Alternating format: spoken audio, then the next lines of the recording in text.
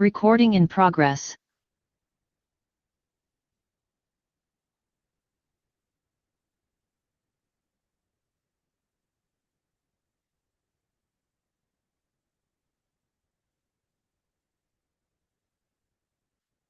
আসসালামু আলাইকুম। আমি সাদিয়া ঐশী। আমি বর্তমানে পড়াশোনা করছি শহীদ সোহরাওয়ার্দী মেডিকেল কলেজের পঞ্চম বর্ষে। তো আমি তোমাদের মেডি মাস্টার্স এর একজন ইনস্ট্রাক্টর। আজকে ক্লাসের শুরুতে আমি একটা অ্যানাউন্সমেন্ট দিব। আমাদের আগামী ফেব্রুয়ারির 10 তারিখে একটা কেমিস্ট্রির উপরে অ্যাসেসমেন্টের আয়োজন করা হয়েছে মেডি মাস্টার্স এর পক্ষ থেকে। সিলেবাস হচ্ছে ফুল কেমিস্ট্রি বই। তো আশা করি তোমরা সেটাতে পার্টিসিপেট করবে। আজকে আমরা যে চ্যাপ্টার নিয়ে কথা বলবো সেটা হচ্ছে সমন্বয় ও নিয়ন্ত্রণ। আচ্ছা, এটা হচ্ছে জুলজি বইয়ের চ্যাপ্টার 8। তো আহ আলোচনার শুরুতে আমি আহ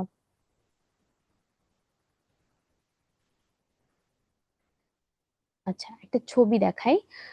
দেখো, এইটা হচ্ছে মানুষের পা। ধরে নেই এখানে একটা মশা পড়েছে।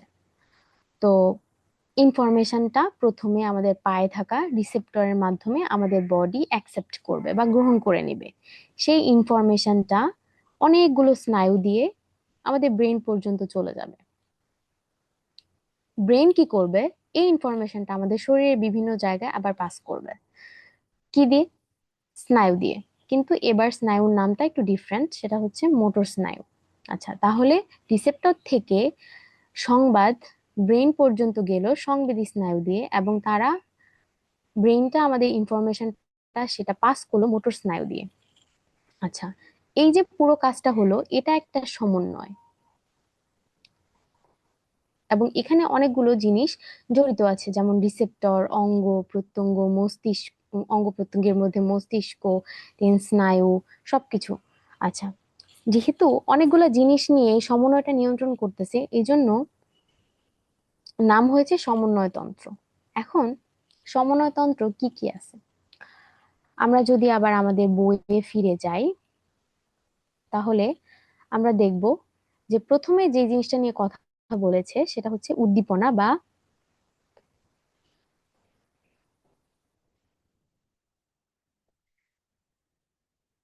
বা সংবেদনা। উদ্দীপনা আহ আমাদের দেহের যে কোনো জায়গাতেই তৈরি হতে পারে। সেটা প্রথমে আমরা দেখলাম যে সংবেদী স্নায়ু দিয়ে আমাদের ব্রেনে চলে যাবে, এবং সেটা মোটর স্নায়ুর মাধ্যমে আমাদের ব্রেন কোনো একটা উদ্দীপনায় সাড়া দিবে।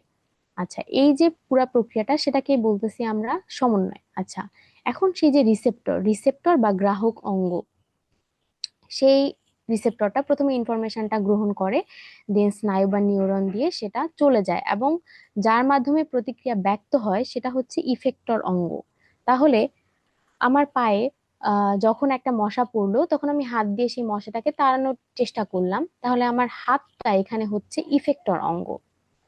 আচ্ছা, এখন সমন্বয় যেটা, সমন্বয়কারী তন্ত্র আমাদের প্রাণী দেহে দুইটা আছে। একটা হচ্ছে ভৌত সমন্বয় তন্ত্র, আর একটা হচ্ছে রাসায়নিক সমন্বয় তন্ত্র। ভৌত সমন্বয় তন্ত্র হচ্ছে যেটা আমরা টিপিক্যাল সেন্সে স্নায়ুতন্ত্র বলি, যেটা আমাদের ব্রেন, আমাদের সুষুম্না কাণ্ড এসব অংশগ্রহণ করে। আর রাসায়নিক সমন্বয় তন্ত্র হচ্ছে অন্তঃক্ষরা তন্ত্র, দ্যাট মিনস হরমোনের মাধ্যমে, যেটা হরমোন দিয়ে যেটা পরিচালিত হয়। তাহলে রাসায়নিক সমন্বয়তন্ত্রের মধ্যে আসবে হরমোন এবং বিভিন্ন কেমিক্যালস যেগুলো আমাদের শরীরে আছে। আচ্ছা, এরপরে আমরা যদি সামনে আগাই, যে আমাদের স্নায়ুতন্ত্র এটা কোত্থেকে আসে। আহ প্রত্যেকটা প্রাণীর বা ভ্রূণের তিনটা স্তর থাকে। ভ্রূণের একটা একটোডার্ম, একটা এন্ডোডার্ম, আর একটা হচ্ছে মেসোডার্ম। তো ভ্রূণের যে একটোডার্ম, সেই অংশটা থেকে আসে মানুষের স্নায়ুতন্ত্র।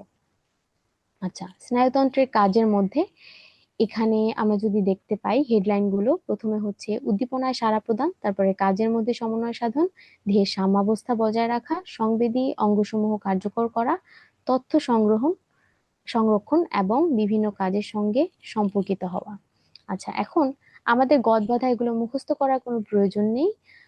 আমাদের যে জিনিসগুলো জানতে হবে সেটা হচ্ছে আমাদের হেডলাইন গুলো জানলেই যথেষ্ট এখানে, এবং সমন্বয় কি মোটামুটি আমরা বুঝতে পারবো আশা করি এই চ্যাপ্টারের শেষে। আচ্ছা, একটা জিনিস এখান থেকে যেটা লাগবে সেটা হচ্ছে হোমিওস্ট্যাসিস। এই যে আমাদের বিভিন্ন আহ আমাদের দেহের বিভিন্ন অঙ্গ কাজ করার মাধ্যমে দেহের অভ্যন্তরে একটা সাম্যাবস্থা বা একটা স্বাভাবিক অবস্থা বজায় রাখতেছে, এটাকেই বলতেছে হোমিওস্টেসিস। আচ্ছা, এরপরে আমাদের স্নায়ুতন্ত্র। আচ্ছা, স্নায়ুতন্ত্র নিয়ে কথা বলার আগে আমি একটা বক্স দেখাইতে চাই, সেটা হচ্ছে আমাদের এই যে এটা। মানুষের স্নায়ুতন্ত্র বেসিক্যালি দুই প্রকার, একটা হচ্ছে কেন্দ্রীয় স্নায়ুতন্ত্র আর একটা হচ্ছে প্রান্তীয় স্নায়ুতন্ত্র। কেন্দ্রীয় স্নায়ুতন্ত্র দুইটা অংশ নিয়ে তৈরি, একটা হচ্ছে মস্তিষ্ক আর একটা হচ্ছে সুষুম্না কাণ্ড। আচ্ছা, তো মস্তিষ্ক, আমাদের মস্তিষ্ক একটা করোটির মধ্যে থাকে। করোটি হচ্ছে মস্তিষ্কের বাইরে যে শক্ত আবরণ বা আমাদের যে স্কাল্প, যে মাথার খুলিটা, শক্ত যে হাড়গুলো দিয়ে ব্রেইনটা যেটার মধ্যে কাভার্ড থাকে, এটাই হচ্ছে করোটি। আর সুষুম্না কাণ্ড যেটা আমাদের মেরুদণ্ড বরাবর যেটা নিচে নেমে গেছে, সেটা হচ্ছে আমাদের সুষুম্না কাণ্ড। আচ্ছা, আর প্রান্তীয় স্নায়ুতন্ত্রের মধ্যে রয়েছে ঐচ্ছিক স্নায়ুতন্ত্র এবং স্বয়ংক্রিয় স্নায়ুতন্ত্র। আচ্ছা, এখন তার ছবি যদি দেখাই,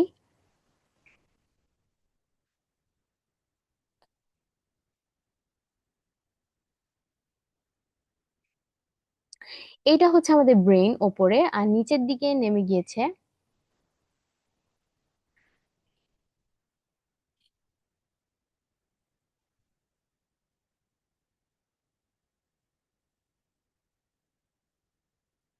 আচ্ছা, এটা হচ্ছে আমাদের ব্রেন, আর এই পুরো জিনিসটা এটাই হচ্ছে আমাদের সুষুম্না কাণ্ডের পার্ট। আচ্ছা, এখন এইদিকে যদি তোমরা খেয়াল করো তাহলে দেখতে পাবে অনেকগুলো চিকন চিকন জিনিস বের হয়ে গেছে। এগুলা হচ্ছে আমাদের সুষুম্না স্নায়ুর থেকে বের হওয়া যেই স্নায়ুগুলো, তারা মানে সুষুম্না স্নায়ু বলতে গেলে। তো এরকম প্রায় 31 জোড়া সুষুম্না স্নায়ু বের হয় সুষুম্না কাণ্ড থেকে, 31 জোড়া।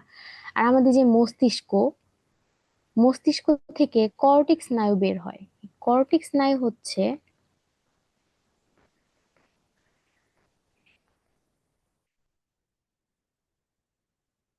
12 জোড়া। তাহলে কর্টিক স্নায়ু হচ্ছে 12 জোড়া, আর আমাদের যে সুষুম্না স্নায়ু তারা হচ্ছে 31 জোড়া। এখন এই 12 জোড়া আর 31 জোড়া মিলে কত হয় মোট?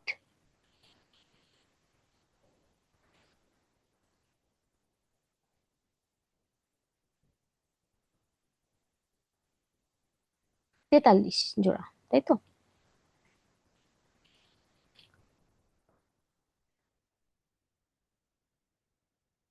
আচ্ছা, তাহলে এই 43 জোড়াই হচ্ছে আমাদের 43 জোড়া যে স্নায়ু, এরাই হচ্ছে প্রান্তীয় স্নায়ুতন্ত্রের পার্ট।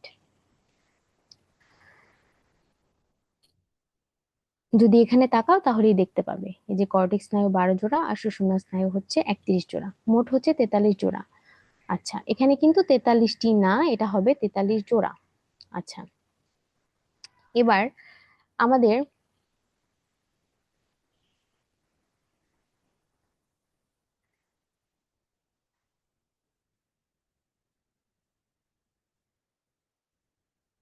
আচ্ছা, স্নায়ু বা নিউরন এটা কি, এটা সম্পর্কে আমাদের জানতে হবে। স্নায়ুতন্ত্রের গাঠনিক একক হচ্ছে দুই ধরনের, একটা হচ্ছে নিউরন আর একটা হচ্ছে নিউরোগ্লিয়া। নিউরন হচ্ছে মেইনলি স্নায়ুতন্ত্রের গঠন এবং কার্যকরী একক। আমরা এমন অনেক সিস্টেম পড়েছি বা পড়বো যেখানে থাকবে যে এখানকার গঠন, যেমন আমাদের জীবদেহের গঠন এবং কার্যকরী একক হচ্ছে কোষ, ঠিক সেরকমই স্নায়ুতন্ত্রের গঠন এবং কার্যকরী একক হচ্ছে নিউরন, মানে মেইন পার্টটাই হচ্ছে এখানে নিউরন। নিউরনের দুইটা অংশ থাকে প্রত্যেকটা নিউরনের, একটা হচ্ছে কোষদেহ বা সোমা আর একটা হচ্ছে প্রলম্বিত অংশ বা নিউরাইট।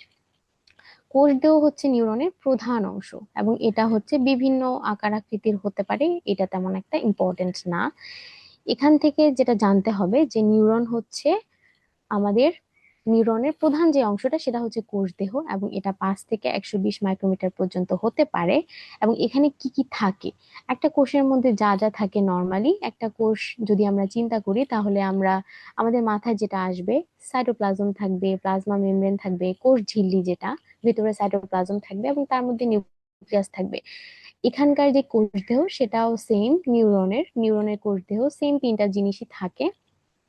এবং সাইটোপ্লাজমে আরো যা যা থাকার কথা, যেমন এন্ডোপ্লাজমিক রেটিকুলাম, রাইবোজোম, তারা সবাই থাকে। কিন্তু এখানে আমাদের এক্সট্রা একটা জিনিস জানতে হবে, সেটা হচ্ছে আমাদের যে নিউরনের মধ্যে যে রাইবোজোম গুলো থাকে, তারা মুক্তভাবে অনেকগুলো রাইবোজোম একসাথে থাকে এবং তাদের একটা নাম আছে স্পেশাল, তাদেরকে বলে নিশোল দানা। আর সাইটোপ্লাজমে প্রচুর পরিমাণে অমসৃণ এন্ডোপ্লাজমিক রেটিকুলাম থাকে। এছাড়া আর যা যা থাকার কথা একটা কোষের মধ্যে তাই তাই থাকে। আচ্ছা, বাকি অংশটা হচ্ছে প্রলম্বিত অংশ বা নিউরাইট। আচ্ছা, আমরা যদি এই ছবিটার দিকে তাকাই তাহলে দেখতে পাবে এই জায়গাটা হচ্ছে আমাদের কোষ দেহ, যেটা নিয়ে আমরা এতক্ষণ কথা বললাম। এই জায়গাটা হচ্ছে কোষ দেহ, এবং এই জায়গাটা হচ্ছে আমাদের একজন। এবং এই যে জিনিসগুলা বের হয়েছে এরকম গাছের কাণ্ডের মতো, লতাপাতার মতো, এগুলো হচ্ছে ডেনড্রাইট। তাহলে কোষ দেহ হচ্ছে এই মাঝখানের অংশটা, এবং এই পাশে যেই অংশগুলো এবং নিচের দিকে যে বড় লম্বা নলাকার একটা অংশ নেমে গিয়েছে, এটাই হচ্ছে আমাদের বেসিক্যালি প্রলম্বিত অংশ বা নিউরাইট। নিউরাইটের হচ্ছে দুইটা অংশ, একটা হচ্ছে ডেনড্রাইট আর একটা হচ্ছে একজন। তাহলে তাহলে ওপরে এই যে ছোট ছোট শাখা প্রশাখার মতো অংশ, এটা হচ্ছে ডেনড্রাইট, আর নিচের দিকে লম্বা যেটা চলে গেছে এটাই হচ্ছে আমাদের একজন। আচ্ছা, আর নিশোল দানা, এটা তো আমরা অলরেডি বলে ফেলেছি যে মুক্ত পলিরাইবোজোম গুলো তাদের নাম ছিল নিশোল দানা, আর এটা হচ্ছে নিউক্লিয়াস, এবং পুরোটা হচ্ছে কোষ দেহ। আচ্ছা, এখন একজনের দিকে যদি আমরা তাকাই তাহলে দেখতে পাবে সবার বাইরে যে আবরণটা লেখা সেটার নাম হচ্ছে নিউরিলেমা। আচ্ছা, আর একজনের এরকম গোল গোল এটার মাঝখানে একটা ফাঁকা জায়গা আছে, এটার নাম হচ্ছে র্যানবিয়ারের পর্ব। আচ্ছা, আর নিউরোলেমার ভেতরে এই যে পিঙ্ক কালারের যে আবরণের মতো একটা জায়গা দেখা যাচ্ছে, এটাকে বলে মায়েলিন শিট। আর এই তিনটা জিনিসকে একসাথে বলতেছে সোয়ান কোষ। আচ্ছা, এবং একজনের একদম শেষ প্রান্তে টেলোডেনডিয়ন নামে একটা জায়গা আছে, এবং তার মাঝখানে গোল গোল কিছু থলির মতো অংশ দেখা যাচ্ছে, এটাকে বলে সিন্যাপটিক নব। ঠিক আছে, এখন আমরা যদি এখানে বই থেকে দেখি তাহলে কি বলেছে, কোষ দেহের চারদিক থেকে সৃষ্ট শাখান্বিত কিছু ক্ষুদ্র ক্ষুদ্র প্রলম্বিত অংশকে ডেনড্রাইট বলে। তাইলে ক্ষুদ্র ক্ষুদ্র যে প্রলম্বিত অংশ তারাই হচ্ছে ডেনড্রাইট। এবং ডেনড্রাইটের মধ্যে কি কি থাকে, রাইবোজোম, মসৃণ এন্ডোপ্লাজমিক রেটিকুলাম এবং নিউরোফিলামেন্ট। আচ্ছা, আর নিশোল দানাবিহীন এলাকা, নিশোল দানা ছিল রাইবোজোম, তাইলে নিশোল দানাবিহীন যে এলাকা সেখান থেকে যেটা নিচের দিকে উৎপন্ন হয় সেটাই হচ্ছে একজন। একজনের মধ্যে কি থাকে, যেহেতু একজন হচ্ছে একটা ফিলামেন্টের মতো লম্বা, দেখো টিউব, একটা টিউবের মতো, সো এখানে হচ্ছে মাইক্রোটিউবিউল থাকে, নিউরোফিলামেন্ট থাকে, মাইটোকন্ড্রিয়া এবং লাইসোসোম, এই অঙ্গাণুগুলো থাকে। ওকে, এখন এখানে এই যে সোয়ান কোষ, সোয়ান কোষের আকৃতি হচ্ছে চাপা, এবং সোয়ান কোষে নির্মিত হচ্ছে নিউরোলেমা একটা আবরণী থাকে। আমাদের তাহলে একজনের আবরণী হচ্ছে নিউরোলেমা, এবং একজন আর নিউরোলেমার মাঝখানে যেটা থাকে সেটা হচ্ছে মায়েলিন শীথ। মায়েলিন শীথ কি দিয়ে তৈরি, প্রোটিন এবং ফ্যাট দিয়ে তৈরি। তাহলে এই দুইটা জিনিস এখানে ইম্পর্ট্যান্ট। নিউরোলেমা মায়েলিন শীথে যে প্রোটিন এবং ফ্যাট দিয়ে তৈরি হচ্ছে মায়েলিন শীথ। আচ্ছা, এবং কিছু কিছু জায়গায় এই যে এখানে, যেখানে আমাদের এই মায়েলিন শীটটা নাই, এই পিঙ্ক যে আবরণ সেটা নাই, এই জায়গাটাকে আমরা বলতেছি র্যানভিয়ারের পর্ব। তাইলে যেখানে মায়েলিন শীট থাকে না সেই জায়গাটাকে বলতেছি র্যানভিয়ারের পর্ব। আচ্ছা, আর শেষ অংশটা হচ্ছে সিনাপটিক নব, তার আগে সিনাপটিক নগের সাথে লাগানো হচ্ছে আমাদের টেলোডেনড্রিয়া। আচ্ছা, এখন একজনের আকৃতি দেখতে তো অনেক বড় দেখা যাচ্ছে এখানে, ঠিক সেরকমই একজন লম্বায়ও অনেকটাই বড়, প্রায় 1 মিটারও হতে পারে বা তার বেশিও হতে পারে। ওকে, তাহলে এই পুরো জিনিসটাকে আমরা বলতেছি একটা স্নায়ু বা নার্ভ বা একটা নিউরন।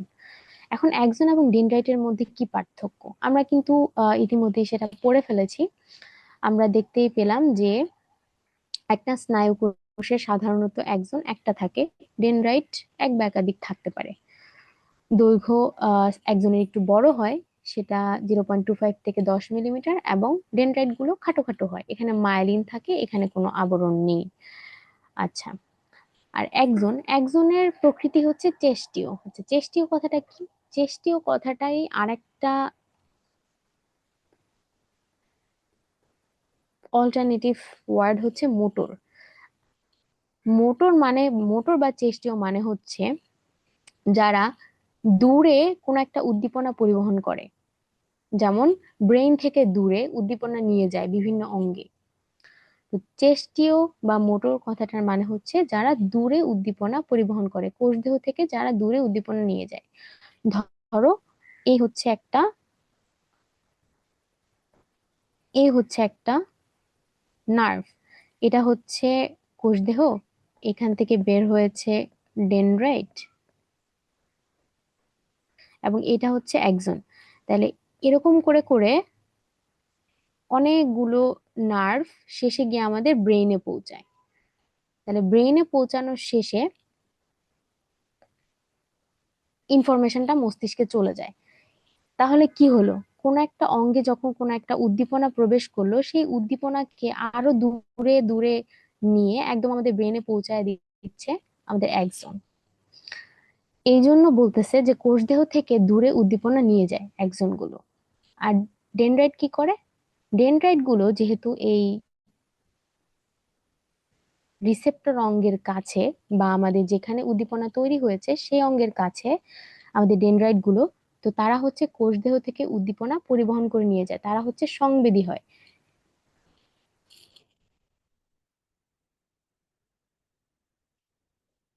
এরপরে কি বলছে যে একজনের শেষ প্রান্তে আমরা দেখেছিলাম যে এখানে সিন্যাপটিক নব আছে, কিছু এরকম গোল গোল জায়গা থলির মতো। সেই থলির মধ্যে কি থাকে? নিউরো ট্রান্সমিটারের জন্য বেসিক্যাল থাকে, এই জায়গাগুলোতে বেসিক্যালি নিউরো ট্রান্সমিটার থাকে। আর ডেনড্রাইটে এরকম কিছু নাই। আচ্ছা, তো র্যানভিয়ারের পর্ব থাকে, এখানে থাকে না। এরপরে আমরা যদি নিউরনের প্রকারভেদে যাই, নিউরন সাধারণত তিন ভাগে একে ভাগ করা যায়: প্রলম্বিত অংশের সংখ্যা অনুযায়ী, কাজের প্রকৃতি অনুযায়ী, এবং সংবেদন পরিবহন অনুযায়ী। তো প্রলম্বিত অংশ হচ্ছে আমাদের দুইটা ছিল, একটা হচ্ছে একজন আর একটা হচ্ছে ডেনড্রাইট, এখানে আমরা পড়েছি প্রলম্বিত অংশ দুইটা ছিল। তাহলে প্রলম্বিত অংশ তার ভিত্তিতে কিরকম: এক মেরুযুক্ত, দ্বিমেরুযুক্ত, ছদ্মমেরুযুক্ত, বহুমেরুযুক্ত এবং মেরুহীন। এখন এই মেরু দিয়ে কি বোঝায়? আচ্ছা, যদি আমরা নিচের দিকে দেখি যে এক মেরুযুক্ত বা ইউনিপোলার, তাদের মাত্র, আমরা জানি ইউনি মানে হচ্ছে এক, সিঙ্গেল নাম্বার, বা এক মেরুযুক্ত মানে তাদের একটা একটা কি থাকবে, একটা প্রলম্বিত অংশ থাকবে, জাস্ট একটা। সেখান থেকে সেটা দুইটা শাখায় বিভক্ত হয়ে একটা ডেনড্রাইট হবে আর একটা অ্যাক্সন হবে। এবং এগুলো প্রধানত সেন্সরি বা সংবেদী হয়। সংবেদী স্নায়ুগুলা কি কাজ করে? সংবেদী স্নায়ুগুলা সবসময় উদ্দীপনা মস্তিষ্কে নিয়ে যায়। আচ্ছা, তাহলে এগুলা কোথায় পাওয়া যায়? এগুলা হচ্ছে মেরুদণ্ডী প্রাণীর প্রান্তীয় স্নায়ুতন্ত্রে এই ধরনের নিউরন গুলা পাওয়া যায়, ইউনিপোলার নিউরন। এবার আসি বাইপোলার বা দ্বিমেরুযুক্ত নিউরন। আচ্ছা, এখানে প্রলম্বিত অংশের সংখ্যা বাই মানে যেহেতু দুই, দুইটা, একটা হচ্ছে ডেনড্রাইট আর একটা হচ্ছে একজন। এবং এটা কোথায় পাওয়া যায়? মানব ভ্রূণের, বলেছে যে মানব ভ্রূণের সব কোষই হচ্ছে বাইপোলার। আচ্ছা, ইউনিপোলার বা মাল্টিপোলার নিউরনে পরিণত হয়ে যায়, যেহেতু একটা মানব ভ্রূণ একসময় সে জন্মগ্রহণ করার পরে মানুষটা বড় হয়, তো আস্তে আস্তে কি হয়, এই বাইপোলার নিউরন গুলাই চেঞ্জ হয়ে ইউনিপোলার বা মাল্টিপোলার হয়ে যায়। এবং এটা কোথায় কোথায় পাওয়া যায়? এক হচ্ছে তোমার মানব ভ্রূণ, এটা তো আমরা বলবোই। এছাড়াও আমাদের কোথায় কোথায় পাওয়া যায়? আমাদের রেটিনায় পাওয়া যায়, ককলিয়া পাওয়া যায়, এবং নাকে পাওয়া যায়। আচ্ছা, সিউডো ইউনিপোলার বা ছদ্ম মেরুযুক্ত। এখন ছদ্ম কথাটার মানে হচ্ছে মিথ্যা, সিউডো মানে হচ্ছে মিথ্যা। আচ্ছা, এতে কি হয়, একদম প্রথম অবস্থায় দুইটা প্রলম্বিত অংশ থাকে, যারা পরে একটাতে পরিণত হয়ে যায়। আচ্ছা, এরা তো যখন একটাতে পরিণত হয়ে যায় তখন তো এরা ইউনিপোলার হয়ে যায়, যেহেতু প্রলম্বিত অংশ আগে দুইটা ছিল এখন একটা হয়ে গেছে, তার মানে এরা ইউনিপোলার হয়ে গেছে। কিন্তু প্রকৃতপক্ষে প্রথমে ছিল দুইটা প্রলম্বিত অংশ, তাহলে তারা সৃষ্টি হয়েছে কোন জায়গা থেকে? বাইপোলার নিউরন থেকে। আচ্ছা, এখন আমাদের এখানে যেটা জানতে হবে যে এদেরকে আমরা কোথায় পাই। আমরা হচ্ছে স্পাইনাল গ্যাংলিয়া আর হচ্ছে করটেক্স স্নায়ু। প্রথমে আমি বলেছিলাম যে আমাদের স্পাইন বা আমাদের যে মেরুদণ্ড, সেই মেরুদণ্ডের আশেপাশে এরা থাকে। আর হচ্ছে কর্টিক স্নায়ু, আমাদের যে 12 জোড়া কর্টিক স্নায়ু, সেই গ্যাংলিয়া তার আশেপাশে এরা হচ্ছে থাকে। তাহলে সিউডো ইউনিপোলার বা ছদ্মমেরুযুক্ত নিউরন স্পাইনাল গ্যাংলিয়া ও কর্টিক স্নায়ুতে পাওয়া যায়।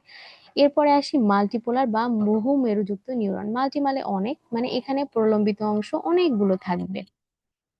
তাহলে এদের কোথায় পাই?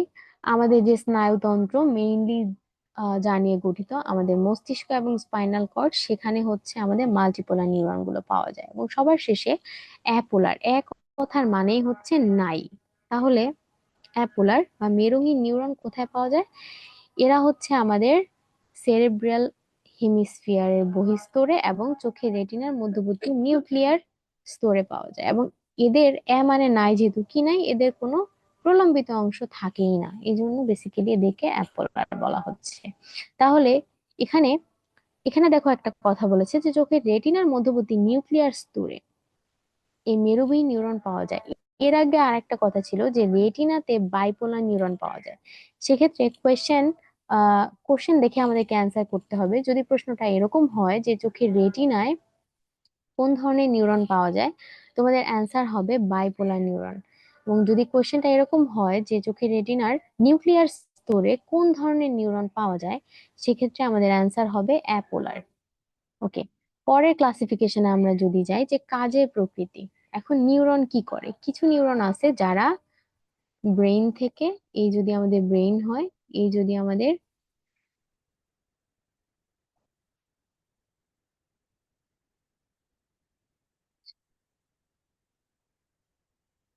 উদ্দীপনা ব্রেইনে যাচ্ছে অথবা ব্রেইন থেকে আহ ওকে,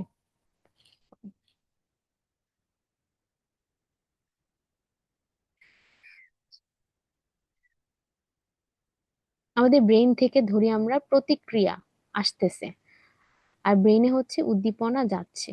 তাহলে উদ্দীপনা যাচ্ছে আমাদের সংবেদী স্নায়ু দিয়ে, আর প্রতিক্রিয়া আসতেছে আমাদের চেস্টীয় বা মোটর স্নায়ু দিয়ে।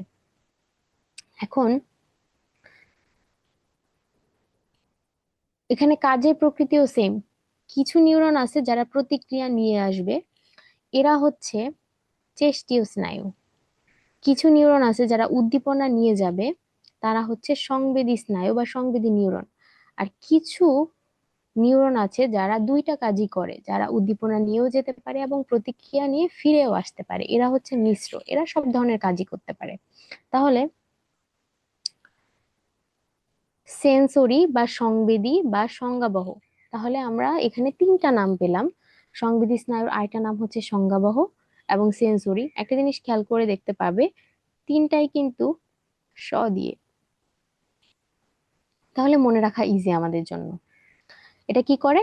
বিভিন্ন স্নায়ু উদ্দীপনা কেন্দ্রীয় স্নায়ুতন্ত্রে নিয়ে যায়। তাহলে কেন্দ্রীয় স্নায়ুতন্ত্রের মধ্যে আছে আমাদের হচ্ছে মস্তিষ্ক আর হচ্ছে সুষুম্না কাণ্ড। তাইলে নিয়ে যাবে ব্রেইনে, যেটা বললাম। চেস্টীয় স্নায়ু কি করে? স্নায়ু উদ্দীপনা কেন্দ্রীয় স্নায়ুতন্ত্রের থেকে বিভিন্ন জায়গায় নিয়ে যায়, বিভিন্ন অঙ্গে নিয়ে যায়। আর মিশ্র বা সমন্বয় তারা কি করে? দুই ধরনের কাজই করতে পারে এরা। এইগুলা সংবেদী এবং চেস্টীয় স্নায়ুর মধ্যে একটা সংযোগ তৈরি করে। ঠিক আছে, এবং লাস্ট ক্লাসিফিকেশনটা হচ্ছে সংবেদন পরিবহন। সেটা কি? একটা হতে পারে অন্তর্মুখী, আর একটা বহির্মুখী, আর একটা আন্তঃনিউরন। এই ক্লাসিফিকেশনটা সবচেয়ে কম ইম্পর্টেন্ট এখানে। দেখো, কি বলেছে অন্তর্মুখী? অন্তর্মুখী বলতে আমরা বুঝতেই পারতেছি শরীরের ভেতরে বা আমাদের ভেতরের দিকে যারা সংবেদন নিয়ে যাবে বা উদ্দীপনা নিয়ে যাবে, তাহলে তারা কারা? আমাদের শরীরের ভেতরে যারা নিয়ে যাচ্ছে এবং আলটিমেটলি ব্রেনে নিয়ে যাচ্ছে, তারা হচ্ছে সংবেদী বা সংজ্ঞাবহ। এবং বহির্মুখী যারা ইনফরমেশন গুলো বা প্রতিক্রিয়া বাইরের দিকে নিয়ে আসতেছে, তারা হচ্ছে চেষ্টীয় বা আজ্ঞাবহ। এবং আন্তঃনিউরন যারা মাঝামাঝি থাকতেছে বা দুইজনের মধ্যে একটা কানেকশন তৈরি করতেছে এর সাথে এর, তারা হচ্ছে মিশ্র বা সমন্বয়ক। আমরা অলরেডি বলে ফেলেছি। এখন আসি নিউরোগ্লিয়া। আমরা বলেছিলাম যে স্নায়ুতন্ত্রের দুইটা মেইন পার্ট, একটা হচ্ছে নিউরন আর একটা হচ্ছে নিউরোগ্লিয়া। তাহলে নিউরোগ্লিয়াটা কি? নিউরোগ্লিয়া হচ্ছে নিউরন যে যোজক টিস্যুর ভেতরে সুরক্ষিত থাকে। আমাদের ব্রেন যেমন করোটির মধ্যে সুরক্ষিত থাকে, ঠিক তেমনি নিউরনের একটা প্রোটেকশন, একটা কাভারিং আছে। সেই ওর প্রোটেকশনটা হচ্ছে একটা যোজক টিস্যু। সেই যোজক টিস্যুটাই হচ্ছে নিউরোগ্লিয়া। এখন নিউরোগ্লিয়া হচ্ছে চার ধরনের হয়। কি কি? অ্যাস্ট্রোসাইট, অলিগোডেন্ড্রোসাইট, মাইক্রোগ্লিয়া, আর হচ্ছে ইপেনডাইমা। এখন অ্যাস্ট্রোসাইট, এখান থেকে যে এই জিনিসটা সবচেয়ে বেশি ইম্পর্টেন্ট, যে কি কি কোষ আছে এবং এই কোষগুলোর আকার কেমন এবং তারা কি কাজ করে। দেখো, অ্যাস্ট্রোসাইট হচ্ছে তারকাকার দেখতে। অ্যাস্ট্রো কথাটা দিয়েই বোঝা যায় যে এরা হচ্ছে তারার মতো দেখতে হবে। এরপরে এদের কাজ কি? এদের কাজ হচ্ছে নিউরনে পুষ্টি সরবরাহ করা। অলিগোডেন্ড্রোসাইট, অলিগোডেন্ড্রোসাইট হচ্ছে, অলিগো কথার মানে হচ্ছে কম। তাহলে কি হতে পারে? সাইট মানে কোষ, তাহলে নিশ্চয়ই এই কোষগুলো দেখতে ছোট ছোট হবে। সেটাই। তাহলে অলিগোডেন্ড্রোসাইট কোষগুলো দেখতে ছোট হয় এবং এদের কাজ হচ্ছে মায়েলিন আবরণ গঠন করে। তাহলে মায়েলিন কি? আমরা কিন্তু একজনের যে কাভারিং ছিল সেটাই কিন্তু মায়েলিন শীট দিয়ে তৈরি হয়েছিল। সেই মায়েলিনটাই হচ্ছে অ্যাকচুয়ালি, এখানে স্নায়ুরজ্জুর মধ্যেও মায়েলিন থাকে। যাই হোক, সেই মায়েলিনটা তৈরি করে অলিগোডেন্ড্রোসাইট। এবং এরপরে আছে আমাদের মাইক্রোগ্লিয়া। মাইক্রোগ্লিয়া হচ্ছে ক্ষুদ্রতম। এখন মনে হতে পারে যে অলিগো কথার মানে তো কম, তাহলে এটা ক্ষুদ্রতম হওয়ার কথা, কিন্তু ব্যাপারটা সেটা না। মাইক্রো কথার মানে হচ্ছে সবচেয়ে ছোট বা ক্ষুদ্রতম। তো যার যেরকম নাম তার সেরকম কাজ। এটা হচ্ছে সবচেয়ে ক্ষুদ্রতম নিউরোগ্লিয়া। এবং এর কাজ হচ্ছে ফ্যাগোসাইটোসিস প্রক্রিয়ায় জীবাণু ধ্বংস করা। এবং ব্রেইনের যে ম্যাক্রোফেজ সেটাই হচ্ছে অ্যাকচুয়ালি মাইক্রোগ্লিয়া। আমরা জানি আমাদের শরীরের বিভিন্ন অঙ্গে ম্যাক্রোফেজের এক একটা নাম থাকে। তো আমাদের মস্তিষ্কে যে ম্যাক্রোফেজ সেটাই হচ্ছে মাইক্রোগ্লিয়া। তারপরে আমাদের ইপেনডাইমা। ইপেনডাইমা সেরেব্রোস্পাইনাল ফ্লুইড উৎপন্ন করে এবং এটা সংবহন, শোষণ এসব কাজের সাথে জড়িত। এখন সেরেব্রোস্পাইনাল ফ্লুইড কি? সেরেব্রোস্পাইনাল ফ্লুইড হচ্ছে আমাদের ব্রেন এবং আমাদের যেই সুষুম্না কাণ্ড বা আমাদের স্পাইনাল কর্ড, তার মধ্যে থাকা একটা ফ্লুইড। এটা হচ্ছে আমাদের ব্রেনকে ভাসিয়ে রাখতে সাহায্য করে এবং আরো অনেক কাজ করে, আমরা এটা সামনে দেখতে পাবো। আচ্ছা, এখন সিন্যাপস। সিন্যাপস হচ্ছে এই যে এক একটা নিউরন। আমরা জানি আমাদের শরীরে অনেক নিউরন আছে, পা থেকে মাথা পর্যন্ত অসংখ্য নিউরন। তাহলে এই যে একটা নিউরন থেকে আরেকটা নিউরনে ইনফরমেশন গুলো পাস হয়ে ব্রেন পর্যন্ত যাচ্ছে বা ব্রেন থেকে ইনফরমেশন গুলো আসতেছে, তাহলে নিশ্চয়ই প্রত্যেকটা নিউরনের মধ্যে একটা সংযোগ থাকা জরুরি। সেই সংযোগটাই হচ্ছে সিন্যাপস। তাহলে কি বলেছে? দুটি স্নায়ুর মধ্যে সূক্ষ্ম ফাঁকযুক্ত সংযোগস্থল, যেখানে একটি নিউরনের একজনের শেষ প্রান্ত হয় এবং অন্য একটি নিউরন শুরু হয়, তাকেই সিন্যাপস বলে। বেসিক্যালি যেখানে একটা নিউরন শেষ হয় এবং আরেকটা নিউরন শুরু হয়, সেটাই হচ্ছে সিন্যাপস। তাহলে একটা সিন্যাপসে এরকম হবে, ধরো এটা যদি আমাদের একটা নিউরন হয়,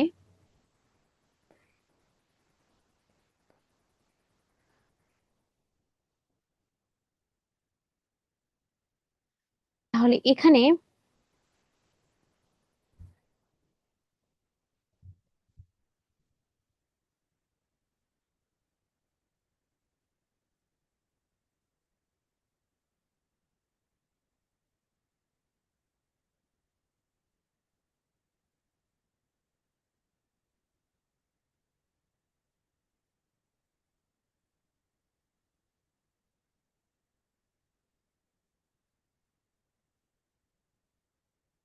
এখানে আরেকটা নিউরন, তাহলে এই যে একটা নিউরন এবং আরেকটা নিউরন এর মাঝখানে যে ফাঁকা জায়গাটা, এটাই হচ্ছে আমাদের সিন্যাপস।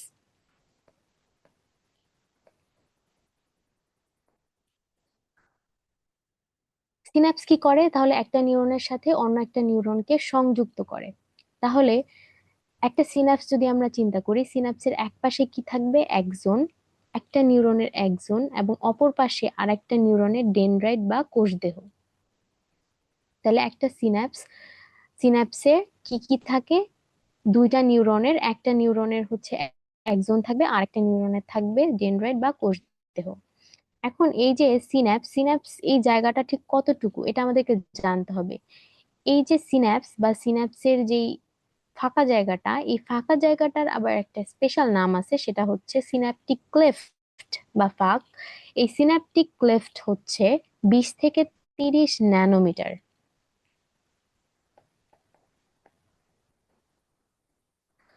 অনেক ছোট একটা গ্যাপ, এটা হচ্ছে 20 থেকে 30 ন্যানোমিটার। এখন ধরো এই নিউরনটা সংবাদ পাঠাচ্ছে এবং এই নিউরনটা সেই সংবাদগুলো গ্রহণ করতেছে। তাহলে এই যে নিউরনটা, এই নিউরনটা হবে আমাদের প্রি সিন্যাপটিক নিউরন। প্রি কথার মানে হচ্ছে আগে বা পূর্বে।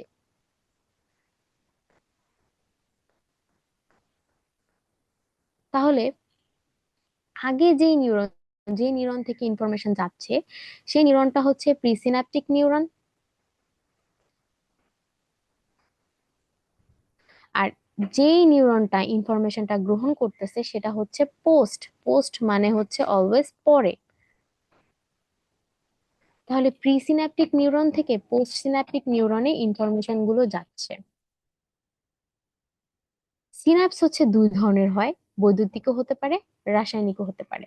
এখন এটা দিয়ে কি বোঝায়, বৈদ্যুতিক সিনাপস যেহেতু, যারা তারা হচ্ছে বিদ্যুৎ প্রবাহিত করে, একটা নিউরন থেকে অন্য নিউরনে সরাসরি বিদ্যুৎ প্রবাহিত করে এই সিনাপসের মধ্য দিয়ে। আর যেটা রাসায়নিক হচ্ছে বিভিন্ন রাসায়নিক পদার্থ, সেটা বেসিক্যালি আমাদের নিউরোট্রান্সমিটার। আমাদের যেই সিন্যাপটিক নব তার মধ্যে ছিল নিউরোট্রান্সমিটার। এই নিউরোট্রান্সমিটার বিভিন্ন ইনফরমেশন পাস করে প্রিসিন্যাপটিক নিউরন থেকে পোস্ট সিন্যাপটিক নিউরনে। এই জন্য এখানে সিনাপসকে দুই ধরনের বলা হয়েছে, একটা বৈদ্যুতিক ইনফরমেশনও পাস হতে পারে, অথবা রাসায়নিক পদার্থের মাধ্যমে বা নিউরোট্রান্সমিটারের মাধ্যমে রাসায়নিক সংবাদও পাস হতে পারে। ওকে, এখন এই বৈদ্যুতিক সিনাপস কোথায় পাওয়া যায়? বৈদ্যুতিক সিনাপস পাওয়া যেতে পারে মস্তিষ্কে, পাওয়া যেতে পারে হৃৎপিণ্ডে। আর রাসায়নিক সিনাপসের জন্য দায়ী হচ্ছে নিউরোট্রান্সমিটার। সিনাপস আবার চার ধরনের। তারা কি কি? এক্সোসোম্যাটিক সিনাপস, এক্সোডেনড্রাইটিক সিনাপস, এক্সোএক্সোনিক সিনাপস, আর একটা হচ্ছে ডেনড্রোডেনড্রাইটিক সিনাপস। এখন এই নামগুলো একটু কঠিন মনে হতে পারে, কিন্তু আমরা ভেঙে ভেঙে পড়ার চেষ্টা করব, তাহলে আমাদের কাছে সহজ লাগবে। এক্সো এক্সো কথাটা আসছে একজন থেকে। সোমা মানে হচ্ছে কোষ দেহ। তাহলে যে সিনাপসের এক প্রান্তে একজন থাকবে এবং অন্য প্রান্তে কোষ দেহ থাকবে, তাদেরকে বলা হয়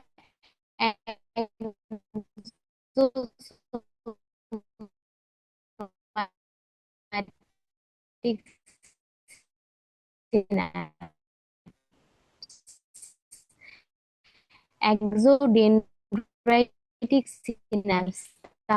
তাহলে নাম অনুযায়ী একজন থাকবে একটা নিউরনের, তার মাঝখানে একটা ফাঁকা জায়গা থাকবে, সেটাই হচ্ছে সিনাপস। সিনাপসের কি কাজ? সিনাপস যেহেতু কানেকশন তৈরি করে, তো এটার প্রধান কাজই হচ্ছে নিউরন থেকে নিউরনে বিভিন্ন তথ্য স্থানান্তর করা। এবং সেটা কি করে, বিভিন্ন স্নায়ু উদ্দীপনা একটা নিউরন থেকে অন্য জায়গায় বা অন্য নিউরনে পৌঁছে দেয়, এবং সে অনুযায়ী একটা সাড়া তৈরি হয়। নিউরনের সিনাপসের আরো কিছু কাজ আছে। অতি নিচু মাত্রা যেসব উদ্দীপনা, তাদেরকে বাছাই করে বাদ দিয়ে দেয়। ধরো অনেক সূক্ষ্ম সূক্ষ্ম জিনিস ঘটতে থাকে আমাদের আশেপাশে, সবকিছু উদ্দীপনা কিন্তু আমরা পাই না। তাহলে আহ, সেগুলো আমাদের মস্তিষ্কে যায় না। না, আমাদের মস্তিষ্কে যায় না। কিছু ইনসিগনিফিকেন্ট বা অপ্রয়োজনীয় যত উদ্দীপনা আছে সেগুলোকে বাদ দিয়ে দেয়া হচ্ছে সিন্যাপসের কাজ। এবং প্রচন্ড স্নায়ু উদ্দীপনা সেগুলাকেও কি কি করে, আমাদের যে সিনাপস আছে তারা হচ্ছে কিছুটা কমানোর চেষ্টা করে। কিভাবে? আমাদের সিনাপসের মধ্যে যে নিউরো ট্রান্সমিটার পদার্থ ক্ষরিত হয় তাদেরকে তারা হচ্ছে কমিয়ে দেয়, সেই ক্ষরণটা কমিয়ে অতি উদ্দীপনা, যেমন আমাদের শরীরে কোথাও যখন কেটে যায় বা কোথাও আমরা ব্যথা পাই, প্রচুর পরিমাণ ইমোশনাল হয়ে যায়, বা আমাদের আশেপাশে অনেক আহ অনেক সিভিয়ার কিছু হয়, তখন আমরা বেশি বা synaptic vesicle Recording in progress. Transmitter গুলো তৈরি হয়। ঠিক আছে, এখন আমাদের যে অ্যামাইনো অ্যাসিড নিউ ট্রান্সমিটার তারা কি কি আছে? গাবা, অ্যাসপারটেট, গ্লুটামেট, গ্লাইসিন, টরিক, dopamine, histamine, epinephrine, norepinephrine, serotonin. Trace amines এর মধ্যে অক্টোপামাইন, ফেন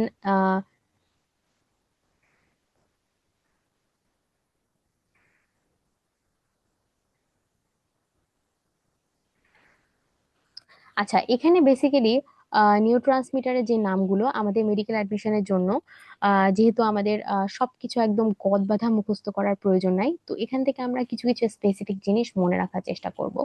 সেটা হচ্ছে আমরা কিছু কিছু নিউরোট্রান্সমিটার যেটা আমরা হচ্ছে আমাদের মুখস্থ থাকাটা আসলে ইম্পর্টেন্ট। এবং আমরা সেই নিউরোট্রান্সমিটার গুলো মনে রেখে তারপরে বাকিগুলো এক্সক্লুড করে দিব। সেটা কিভাবে? আমাদের মেইন ক্লাসিফিকেশন হচ্ছে কার্যক্ষমতার ভিত্তিতে নিউরোট্রান্সমিটারের যে ক্লাসিফিকেশন সেটা। কিছু নিউরোট্রান্সমিটার আছে যারা উত্তেজক, কিছু আছে বাধাদায়ক, এবং কিছু আছে উত্তেজনক এবং বাধাদায়ক দুইটা হিসেবে কাজ করতে পারে। তো উত্তেজক হিসেবে কাজ করে অ্যাসপার্টেট, গ্লুটামেট, সেরোটোনিন, এটিপি এবং কার্বন মনোক্সাইড। বাধাদায়ক হিসেবে আছে গাবা, গ্লাইসিন, টরিন। এর মধ্যে যদি খেয়াল করো, বাধাদায়ক নাম হচ্ছে তিনটা, দুইটাই হচ্ছে জি দিয়ে, একটা হচ্ছে টরিন। তাইলে এরা হচ্ছে বাধাদায়ক, এবং অ্যাসপার্টেট, গ্লুটামেট, সেরোটোনিন, এটিপি এবং কার্বন মনোক্সাইড হচ্ছে উত্তেজক।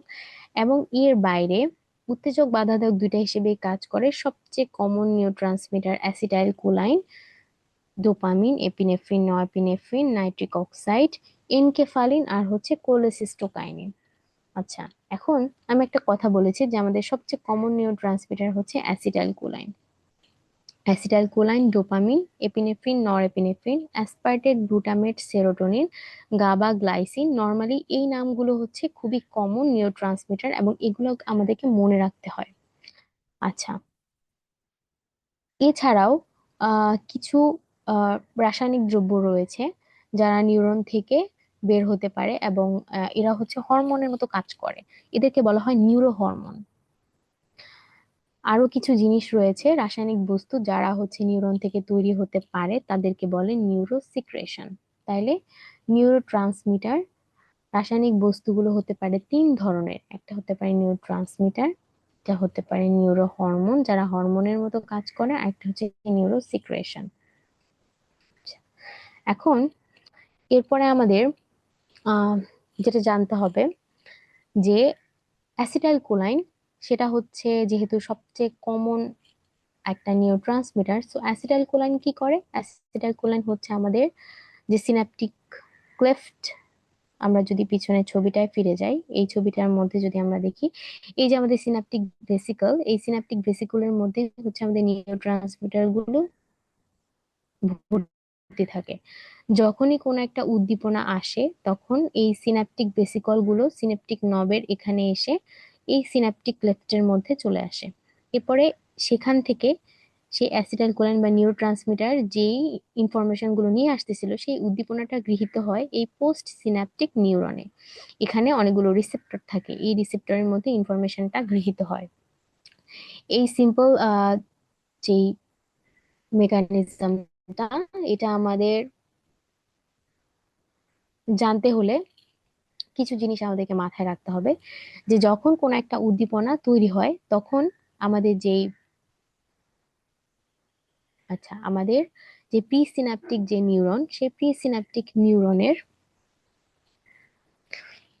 মধ্যে ক্যালসিয়াম আয়নের ভেদ্যতা বেড়ে যায়। সেই ক্যালসিয়াম আয়ন যখন ভেতরে প্রবেশ করে তখন ক্যালসিয়াম আয়ন কি করে, সিনাপটিক ভেসিকলে থাকা নিউরো ট্রান্সমিটার গুলোকে এই প্রান্তে নিয়ে আসে এবং সিনাপটিক ক্লেফটের মধ্যে নিউরো ট্রান্সমিটার গুলো ক্ষরণে সাহায্য করে। যখন সিনাপটিক ক্লেফটের মধ্যে নিউরো ট্রান্সমিটার গুলো চলে আসে তখন এই পোস্ট সিনাপটিক নিউরনে কিছু ঘটনা ঘটে। সেগুলা কি? এই ঘটনাগুলো আসলে এখানে দেয়া আছে। যদি এখানে খেয়াল করো যে তাহলে প্রিসিনাপটিক নিউরনে আমাদের ক্যালসিয়াম আয়নের ভেদ্যতা বাড়বে। তাহলে প্রিসিনাপটিক নিউরনে একটা আয়ন যুক্ত, একটা আয়নের সাথে এটা সম্পর্ক, সেটা হচ্ছে ক্যালসিয়াম আয়ন। এরপরে আমাদের নিউরোট্রান্সমিটার যেটা বের হয় তার নাম হচ্ছে অ্যাসিটাইল কোলিন। তারপরে অ্যাসিটাইল কোলাইন কি করে, সে পোস্ট সিনাপটিক নিউরনে থাকা রিসেপ্টরের সাথে যুক্ত হয়ে অ্যাসিটাইল কোলিন রিসেপ্টর যুক্ত করে, যৌগ তৈরি করে। এরপরে পোস্ট সিন্যাপটিক নিউরনে কি হয়, পোস্ট সিন্যাপটিক নিউরনে দুইটা আয়নের আহ ভেদ্যতা বেড়ে যায়। তারা কারা? সোডিয়াম এবং পটাশিয়াম। এখানে সোডিয়াম আয়ন যে পোস্ট সিন্যাপটিক নিউরন তার ভেতরে প্রবেশ করে এবং পটাশিয়াম আয়ন বিনিময়ে বাইরে চলে আসে।